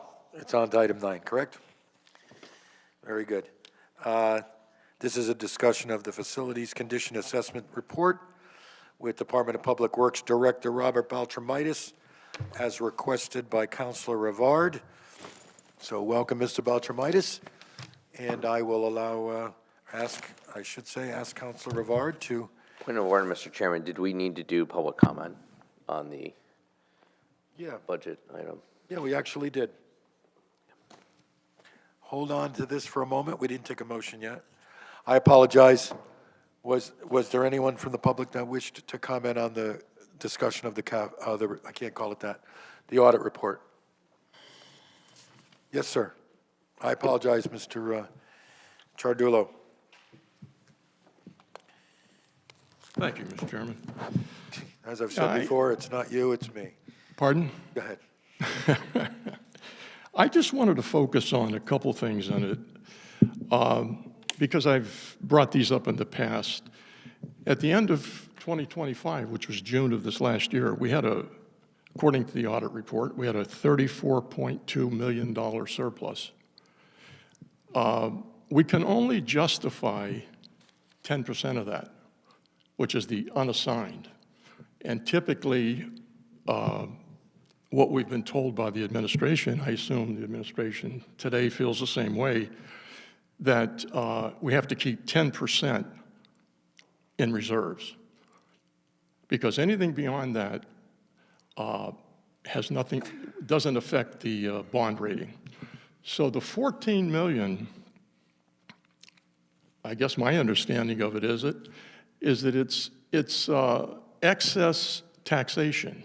It's money that we have received, which represents overtaxes. And if you want to know where it came from, if you monitor these reports every year, you'd see that what happens is every year, because of the way we budget, we end up adding $1 to $2 million to the surplus every year. If you go back and look 6 years ago, it was like 26 million. Well, then it goes to 28, 29, now it's 34. So what do we do with that money? My understanding is, and I'm open to being corrected, 9 million of that 14 was put in the 2026 budget. It's part of the fund balance that we use to balance revenue. The problem with that is that we never use that money. If you go back 40 years, you'll see that we rarely, if any, ever use any of it. Maybe 2 or 3 years out of the 40, we had to tap in for 500,000 or 600,000. So we're actually hoarding money by doing that. That is a practice, in my opinion, that should be stopped. Now, last year, when I first brought this up at the end of 2025, because I reviewed the monthly reports and I've suggested that you might want to start doing that yourselves, once a quarter, if you don't want to do it every month. I had asked, I'd requested the council and the mayor that you refund that money because it's excess taxes. And considering what's been going on with taxes the last couple of years, that would have been a great thing to do. Maybe not all of it. You could have refunded half of it. But the response at the time from the administration was, I talked to the mayor about it, was, well, I have to wait for the audit report. So we waited for the audit report, and sure enough, it's still there. And I have went back and asked about it again, and this time the feedback I got was that apparently there's a state law that, it's a statute, that makes it illegal for a municipality to refund tax money to the taxpayers. That sounds very strange. And through you, Mr. Chairman, to the mayor, I'd like to ask, is that still your feeling, Mr. Mayor? It's not my feeling, it's the law. Okay. I've tried to find that law. I'd really like to know whether there's a statute. I haven't been able to find it. I've asked our state rep, one of our state reps, and while I'm here tonight, through the chair, I'd like to ask Mr. Fishbein, you're a state representative, right? You're representing us. Are you aware of that law? That you can't? Well, I can get that answer from Mr. Fishbein for you. Pardon? I can get that answer from Mr. Fishbein for you. We don't typically have questions directed to individual counselors unless they would like to comment, but you're So he's free not required to contact them comment? outside. I'm just Okay. trying to follow the rules. I'm just curious. I can call you on the phone later. I was trying to, abide by the rules also, but I guess with that comment, unless I want to. I would I'm put in that allow you position. to comment on it if you'd like. So it's not been brought to my attention, and I'm not here to give legal advice to. Got it. For that purpose. Okay. Certainly don't want to start any big arguments here. I can call you offline, Craig, and ask you, I guess, as my state rep. But anyhow, getting back to the credit, I believe this upcoming year is a pivotal year. You can use that $14 million to stabilize our tax situation. If you end up with some kind of a increase in the mill rate, by all means, you can take some of that money and credit that out. Let the mill rate go up, but issue a credit for the same amount so that the taxpayer isn't seeing that, that expenditure this year, because they're really hurting. Last point, one of the things that we also do is we have this thing called the cap non-recurring fund. I've brought this up many times, and I'll bring it up again. We have an ordinance. This was put in place a number of years ago under the previous administration. And basically what we do, and by the way, it's in the audit also, we have a philosophy that says we want to avoid bonding. So the way we do it is we tax homeowners and require them, which effectively what we're doing is we're requiring them to pay cash for items that could be bonded. That is a bad practice, and there's two reasons for it. One is it's more expensive to the taxpayer to do it that way, because when we issue a bond, I think our interest rates are somewhere between 2% and 4% is what we pay when we issue a bond. If we issue that bond, we're paying it back at inflated rates. And our inflation is right around 3% right now. Actually, it's been higher the last few years. So if you bond, it's not costing us anything to bond. And it certainly helps the taxpayer because you're not upfronting that money. It's like asking the taxpayer to purchase their home with cash. It's a bad practice. In addition to that, there's the lost opportunity that the taxpayer has, because if they didn't have to pay that money to the town, they would invest it and get a return. So that's a practice we should stop. And I'll leave it at there. But there's a number of things in the budget. If we change them, it would not affect the operation at all, and we would save millions. Thank you. Thank you. Mr. Chair, if I may. Yes, sir. There's $34 million of fund balance. 8,000 is non-spendable. 3.148 is committed. That is appropriations in force and the Board of Ed's 2% fund. That money is not available to be given back to taxpayers. It is committed. And assigned, there's $10.2 million. $9 million is what we use to balance the budget, and $1.2 million is the encumbrances of the Board of Ed and the town that we have purchase orders for, we have to pay it. It gets paid in the next year, it gets rolled in. So the town has 20.7 unassigned fund balance, which is what is used to, what we like to have in reserve for our bond rating. And it's, our goal is to be 10% of the expenditure budget. And then on the other topics of how does bonding not cost the taxpayers anything, right? I issue a bond, now I have to pay them back with interest out of taxpayers' money in future years. So the fact that not bonding is, that it's just ridiculous. That's it. All right, thank you. All right. Yes, Councilor Laffin. Thank you. I just wanted to point out that of the last 19 years, 8 years, we spent some of that general fund allocated money, ranging anywhere from $400,000 to $1.7 million. 1.6 one year, 1.5, 1.4. So it wasn't a couple years out of 40. It was 8 out of the last 19. Okay.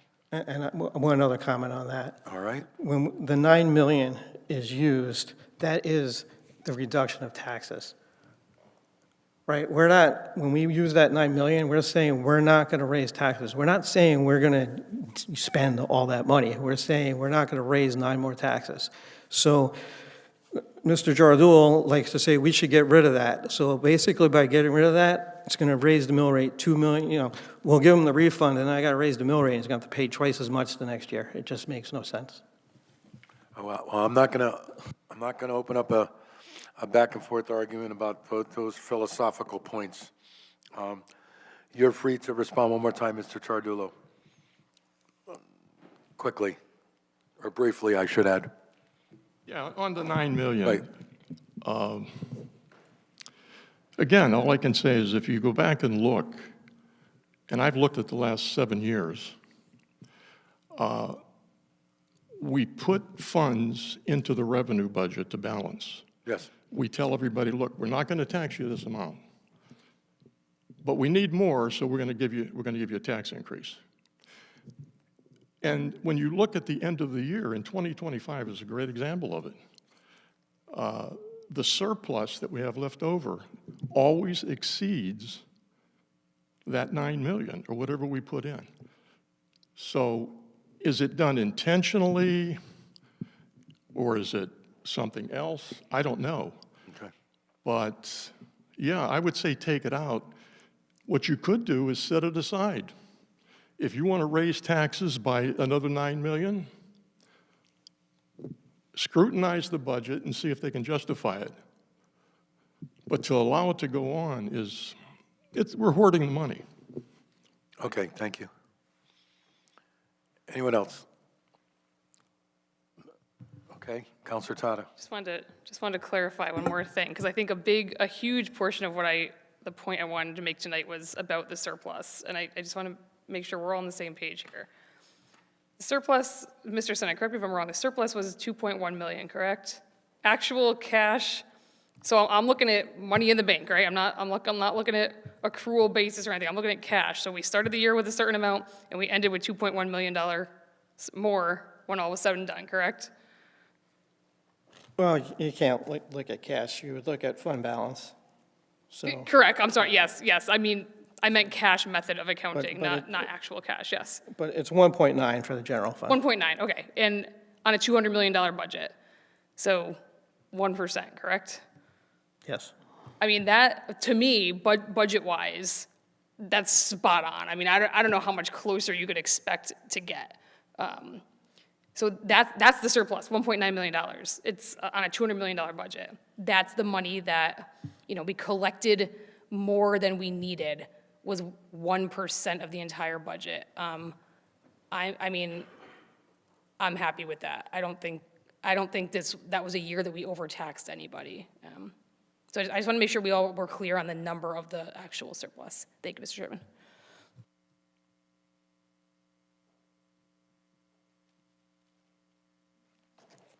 Councilor Fishbein.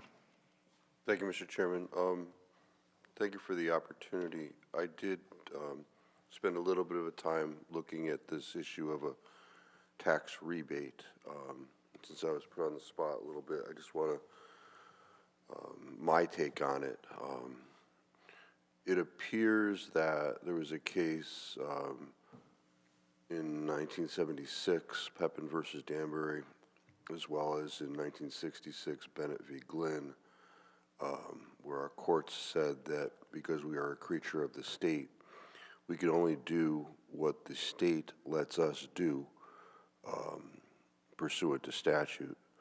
And while towns are able to abate taxes based upon being poor or inability to pay, they have not authorized a rebate because of overtaxation or some claim of overtaxation, and therefore town has the power to tax, but has very limited power as to giving a refund. That is, and I don't know, I defer to the law department on that, but that's what I've been able to find in the short time that I've had this issue in my lap. So thank you, Mr. Chairman. Okay.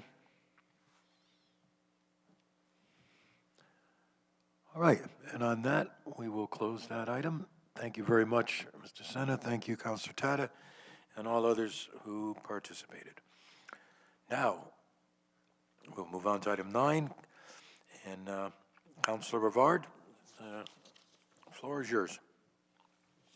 Thank you. Thank you, Mr. Baltramitis. I thought that, in the spirit of, as we're discussing different needs, in town facilities, especially knowing, at some point we'll be talking schools and other things. I know last year there was a facility assessment done. I thought it might be useful for everyone to kind of reground themselves as to what those findings were. Are there new things in the pipeline? And then, what are the next steps, that are seen relative to those properties, in the spirit of, making sure that every property the town owns is the most productive it can be, whether it be for a particular use amongst the town's people, or, getting it to a point where it'd be a commercial use or something else. And I know that, both the mayor and yourself have been thinking about this and wanted to, allow you to kind of let us know where you're at. And thanks, thanks for doing it. No problem. So thank you for having me. So for your record, I'm Rob Baltramitis. I'm Public Works Director.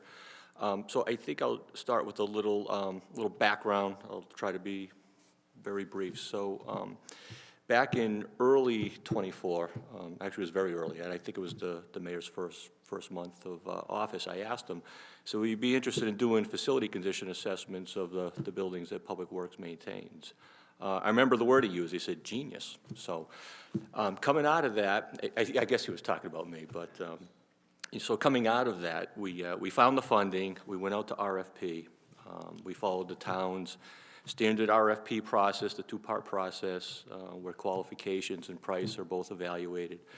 And we awarded the project to a firm, Bureau Veritas. I'll just refer to them as BV going forward. That firm, they ranked first in the technical portion.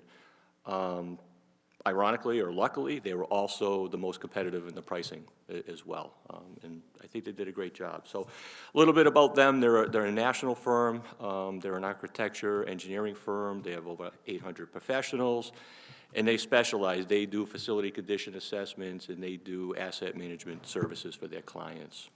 So the scope of our project, we wanted them to come in. We wanted them to assess the current conditions of our buildings and the grounds, the facilities. identify any immediate needs that we had, but then also to estimate and forecast short-term, mid-term, and long-term needs for replacement of various building and facility systems. So your roofing, your exterior finishes, interior finishes, mechanical systems, HVAC, plumbing, et cetera. We also asked them to do an inventory of a lot of the mechanical systems, and that was very laborious, but I hope it's going to be worthwhile. So in short, what that was is going up to every mechanical system and looking at the tags, what year was it manufactured, recording everything, so that hopefully sometime soon we could put that into a real asset management database system. So again, that was all stuff that was collected. The buildings that we evaluated are essentially the 7 that Public Works maintains fully, and I will give them to you. And I'm also going to tell you when they were built and how old they are, because I think it's relative. I think it's you know, something that we need to consider. So the building we're sitting in here, Town Hall, was built in 1916. It's 110 years old. The Historic Railroad Station, built in 1871. It's 155 years old. The Senior Center, that's our newborn, built in 2001, 25 years old. The Scow STEM building on the same property, for anybody who didn't know, that's the old electric division. It was built in 1899. It's 127 years old. The Animal Control Facility, built in 1970, 56 years old. Parks and Recreation was actually built in 1986, although we acquired it in the late 90s and renovated it for Park and Rec. But the building envelope itself is 40 years old. And finally, the Armory, the former PD, constructed in 1920, 106-year-old building. So the assessments were conducted for all of these buildings during the fall and winter of '24, and the reports were finalized in 2025. So what were the results? Well, it's voluminous, so I won't get into them. It's substantial, a lot of information in the reports. And 7 of you 9 counselors who are returning counselors, I know I provided hard copies back last year. And for the new counselors, I did provide digital access links to those reports as part of the backup materials.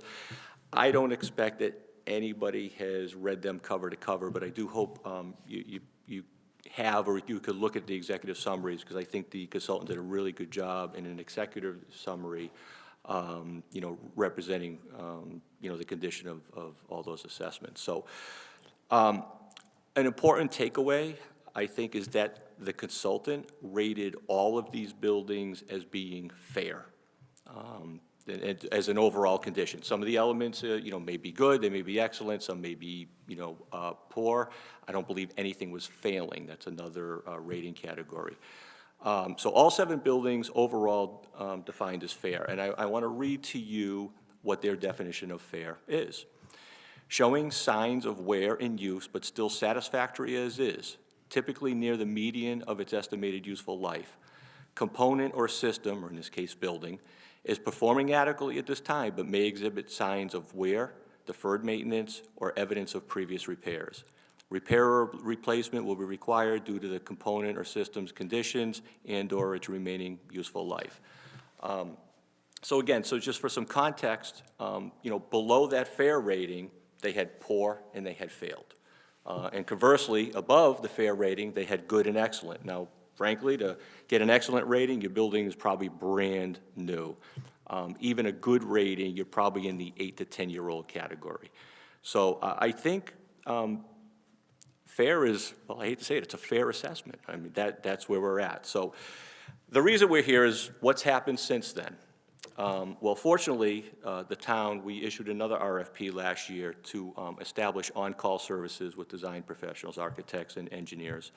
And having gone through that and having these consultants readily available, that's allowed us to really move quickly with some of the priorities that were identified in the assessments.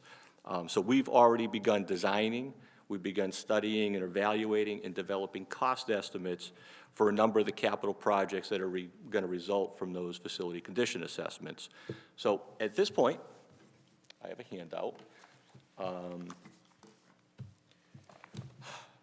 I was hoping my learning curve would be better. I would have loved to have done my first PowerPoint presentation to you guys, but I've got to go, you know, I am 56 years old, so I'm going to go old style and hand these out and just take my time doing it.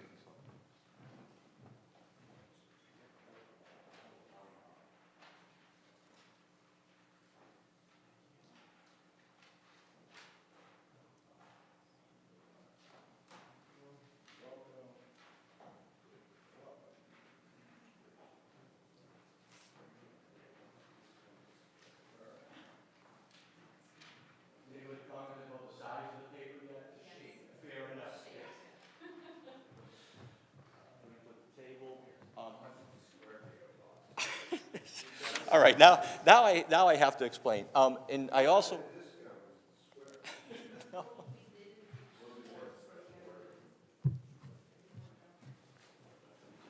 So I did bring extra copies in case I thought I'd have a lot of friends from the public, and I wanted to make it available to them as well. So anybody from the public, there's some other copies at the corner of my table there. All right.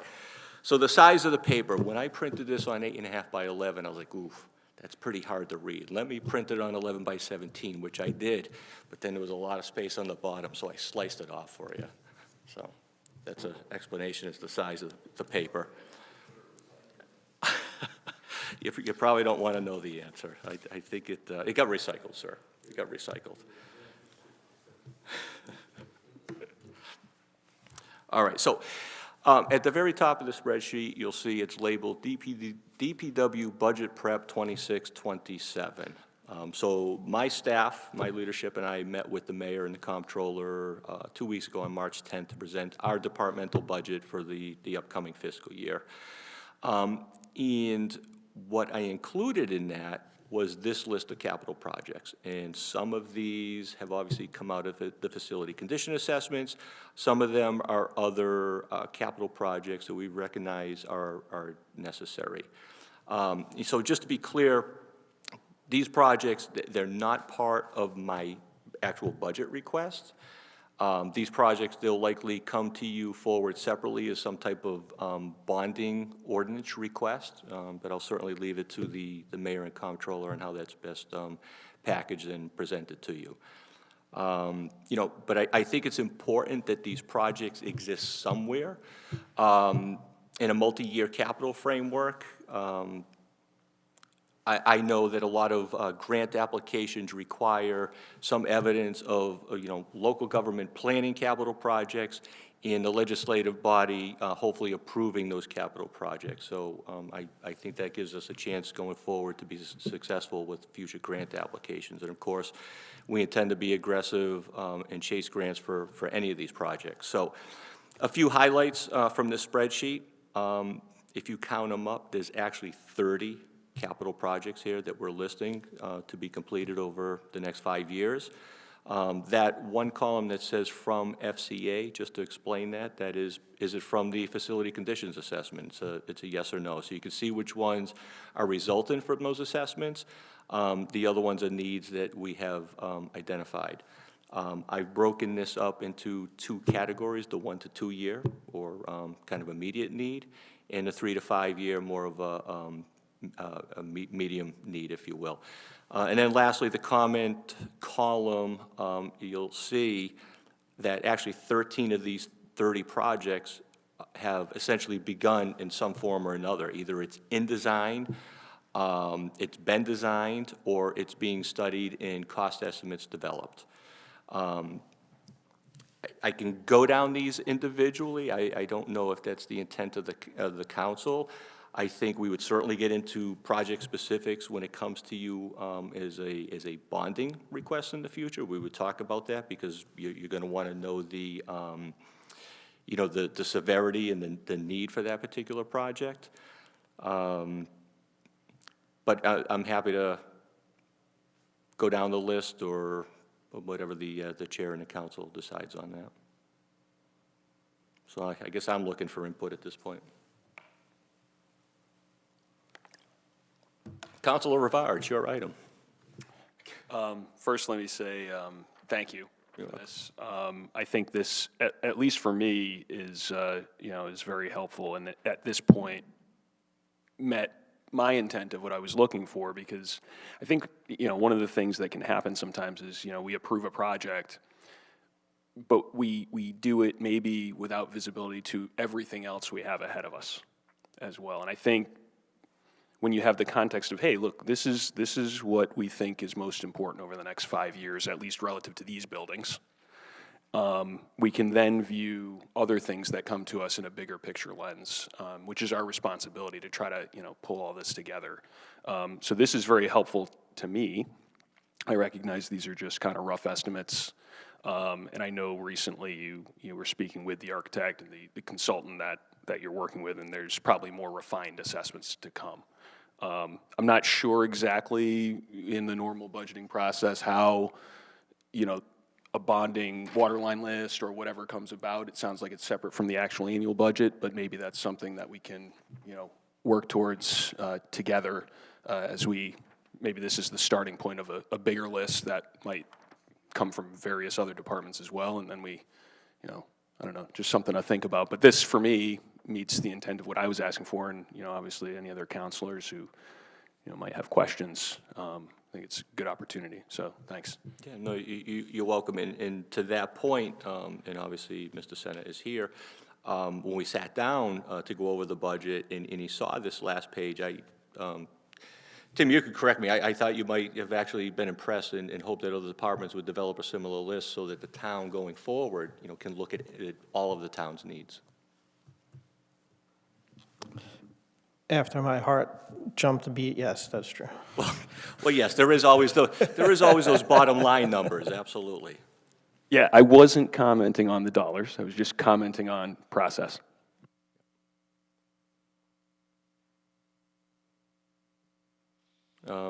If you notice, one of the items, I'll talk about one specifically, that's under Town Hall, and it's highlighted in red. It's a $25,000 item, a space use study. It's something that I had discussed with the mayor about doing essentially a needs assessment here at Town Hall, where a consultant would come in and talk to all of the departments that are here. And, what are your space needs? Are you growing? Are you shrinking? I can tell you that departments battle over storage space here. Can storage be outsourced? Can we get climate control facilities and free up that space for other uses? And I think a study like that's going to be very important. I mean, here's the elephant in the room. We got two buildings that are essentially vacant, correct? We got the historic train station. We've got the armory. What's the town going to do with those? Well, let's figure out what our space needs here are at Town Hall. Do we need extra space for municipal buildings, or is it available for something else? So normally at this time in a budget year, I would probably have $25,000 available that I could move out of my $7.3 million budget. I got to be honest, with this year that we had, with the storms being the way they were, with overtime, with material costs, with utility heating, I'm not going to have extra money. So maybe that's something that, come May, when there's possible interdepartmental transfers, I could talk to the mayor and the comptroller about maybe finding that money and starting that actually earlier.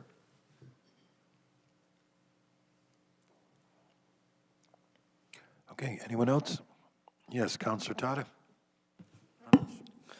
Beat you. Hi, Mr. Baltramais, how are you? Hello. One thing that I saw in I think it was your cover letter, yeah, with the reports, and I just wanted to ask, because it stood out to me. So they mentioned the terrazzo flooring in Town Hall, and it mentioned replacing it, but isn't terrazzo forever? I mean, isn't that the whole point of it? Yeah, so that's a really good question, because I was surprised by that. And so it's listed in the Town Hall Facility Condition Assessment as something being in poor condition. So for anybody, terrazzo are the concrete floors that you see in the hallways here. And you don't see it on this list as a priority. One, it's not that I don't think it's a priority, but then you also have to think about how are you going to accomplish that? Where are you putting offices when you're in the public, when you're out here grinding concrete just to reseal it? So while it was identified in the report, I didn't see it as an immediate need. Okay, good, because This is like very small potatoes, but I think it adds so Yeah. much character. Like, I love terrazzo floors. Like, I remember my high school had them, and they're beautiful, and it was built in, as long as you keep them, you know. Right? You got to maintain anything, I guess, but they're like indestructible. So when I saw that, No, I said, I hope exactly. we're not And we going to do. replace that We with. we strip and wax them. Yeah. But I guess they're suggesting that they need to be redone. And that's something that could happen if we get to a point where we're ever doing a serious remodel of this building. Yeah, because this building particularly, I think it just has so much character. Like in here, this room, like with the coffered ceilings in here and everything, it's just, I think there's a lot of character in this building. So I hate if we do anything to see it, if we're gonna like lose some of that. But that was the only thing that really stood out to me. But thank you for this. This list is very helpful, especially going into the budget. So thank you for all your work on that. Thank you, Mr. Chairman. Okay, Councilor Reynolds. Thank you, Mr. Chair. Hi, Rob. Good evening. How are you? Good, how are you? I just was curious, and thank you for providing this. This is a great update. I was just curious, you'd mentioned earlier a couple vacant buildings. I was just curious about the thought process about how the prioritization is going to go, because obviously dollars and cents matters, but like if we wanted to do something with the train station per se, then now rather than later, et cetera. So that's. Yeah, so you know what, I think if we look at the spreadsheet and you look, you know, in the middle of the page at Historic Railroad Station, you know, we've got some projects that we know we have to do. Exterior renovations, we all know it. Another thing that came out of the facility condition assessments is basement waterproofing or damp proofing. It's an old stone rubble foundation. They weep, they leak. That's what they do. But you'll also notice that I've put those out in the 3 to 5 years, and that is because of the plain and obvious vacancy of the building. So, you know, I think we would prioritize other projects before that. If something comes to us and falls on our lap and we have the potential for tenancy and use of it, you know, these things can slide around. Yeah. All set. Councilor Fishbein. Thank you, Mr. Chairman. Good evening, Rob. Thank you very much for this. You're welcome. Thank you also. I like to learn new words, and you made me look up a word tonight, cattery, which made me hearken back to Hamlet, what Hamlet said to Ophelia. One of the many things he said. Anyway, with regard to that particular item, it's a large item, ventilation for $75,000. And given the size of the building, is there any anticipation of like adding some enhancements to the area? So, I mean, that isn't something that the you know, animal control has brought to us as a need as far as expansion or other enhancements. But I'll just explain the cattery ventilation. So first of all, this is something that's coming out as I understand it, a standard from the Department of Agriculture that has oversight on that facility. Listen, I have cats, and as you can imagine, a cattery has very strong odors, and there are ventilation requirements. What makes it expensive is you need to integrate that with your heating cooling system, so you're not just taking air you just paid to condition and blowing it out. That's what makes it an expensive, you know, project. Okay, no, that explains that. Yeah. The other thing is the roof replacement for the library. Yeah. That's a big number. It's a big roof. Is there, I mean, so, it's not multi-level. it's not multi-level, and what goes on there kind of, a lot of the roofing there is, let me back up. So the library was remodeled, expanded. I was with the town, but it was the early 2000s, so it's probably going on the 23-year mark. So that's about the age of the roof. A lot of that roofing system is actually like metal shingles, and it has a lot longer life cycle than your typical rubber or EPDM roofing. It's the flat EPDM roofing portions that they've been experiencing. You know, it's just out of warranty. They've been experiencing a lot of repairs on. So there was a consultant who went and did an evaluation, and they told us, you at best have a couple years, and here's some numbers you need to start looking at for the square footage, and that's why I'm identifying as a 3 to 5 year project. But that's not, so a portion of the roof is not going to get replaced, the stuff? Yeah, the portions that are steel, so if you can picture, Craig, if you're looking at it from the street, you actually have slope roofing, and it actually looks like slate. It's actually a metal. It wouldn't be that portion. It's once you get past that and over that false gable, if you will, where the roof is just flat rubber, and it's a very, very large roof. In that, there's roof drain components, there is masonry work, up there in the parapets that needs to be redone. The cost also would include, and I'll give you a perfect example, the roof we just completed here at Town Hall. We got some other benefits of that. We added some roof drains, we added roof insulation to get a better R value and save money on, heating and cooling costs. So those are all things that go into that project cost. So with the I was up here when we did the school roofs, and there was a large push to try and bring solar into those projects to try and get a benefit. It was a good 15 years ago. I know that area has gotten more cost efficient.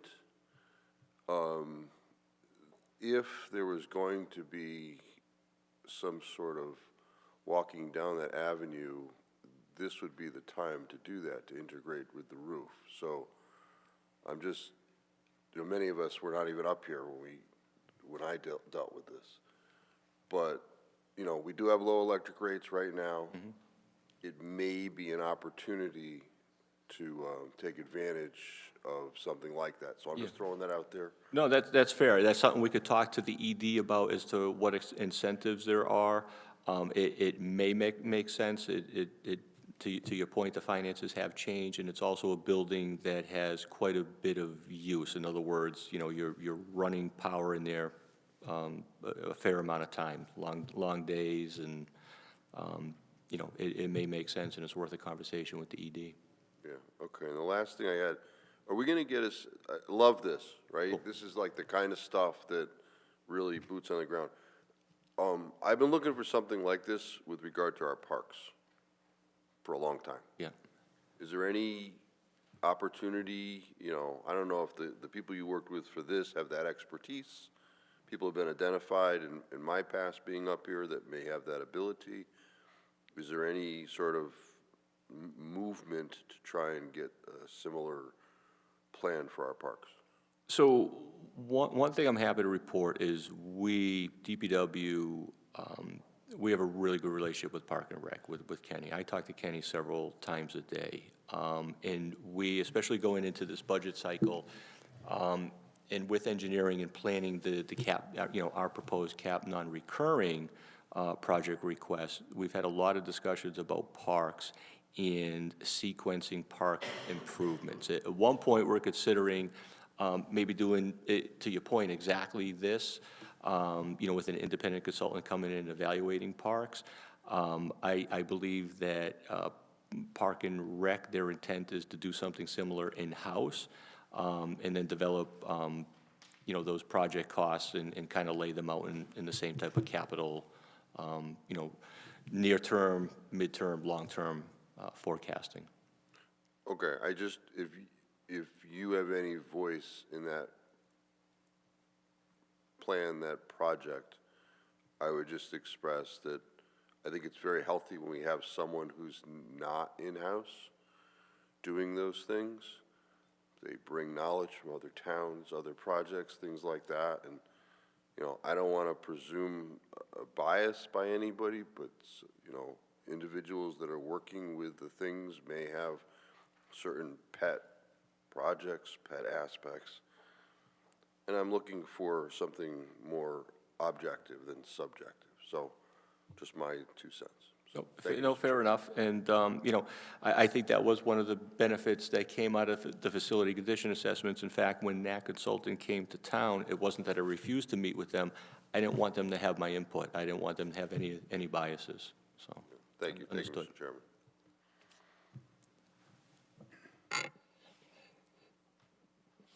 Okay, if there are no more questions, does anyone from the public have anything they'd like to say?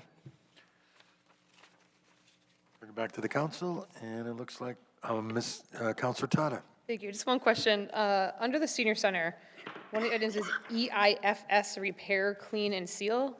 What is that? I don't know. No, just kidding. So EIFS is exterior insulated finish system, and it's what it basically, it's like a brand name would be Drive It, it's stucco, it's an exterior encapsulation system. So picture, what's the best way to describe it, like foam insulation, and then you cover it with cement Yes. coating, and then you paint it. That's EIFS. I know exactly what you mean. That's what the whole exterior of that building is?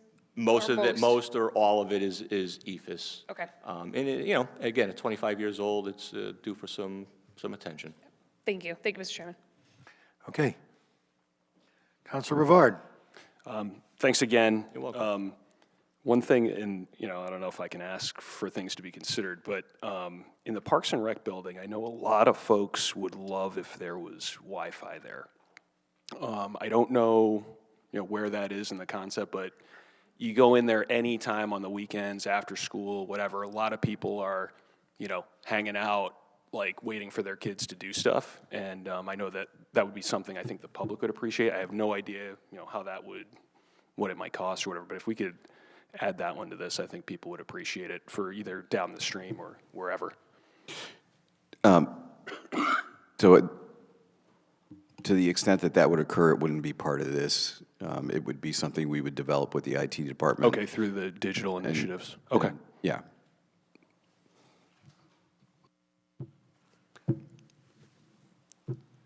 Everybody good? Okay. Thank you, Mr. Baltramitis. Thank you, everybody. Have a great night. See you in a couple of weeks or sooner.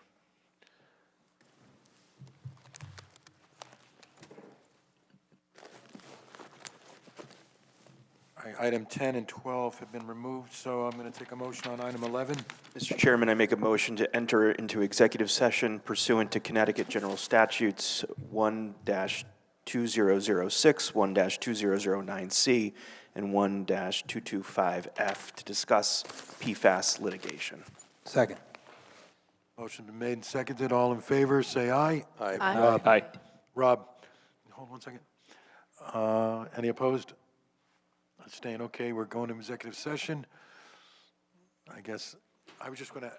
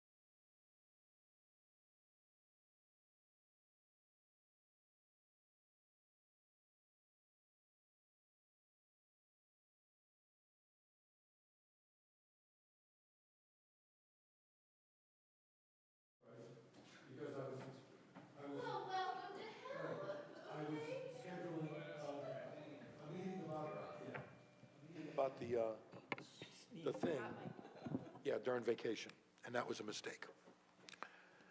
All right, I'll entertain a motion to come out of executive session. So moved. Second. Motion has been made and seconded. All in favor? Aye. Aye. Anyone opposed? Okay, you stay in executive session. Craig is in executive session. Everyone else, we're going to leave the room. With that, there's nothing else on the agenda. I will adjourn. Thank you all. Yeah, whoa, we gotta. I'm recalling the meeting to order. Mr. Chairman, I make a motion to approve a bid waiver to hire the law firm of Grossman and Kelly to handle the PFAS litigation. Point of order, illegal meeting. Not anymore. You have to re-notice the meeting. No, I could just reinitiate it. I know. Anyone want to second that? Oh, okay. Mr. Reynolds? All right. Motion has been made and seconded to approve a bid waiver for the law department to hire the law firm of Grossman and Kelly. Any discussion? Okay. Nobody's in the public, so I will entertain a roll call vote on this one.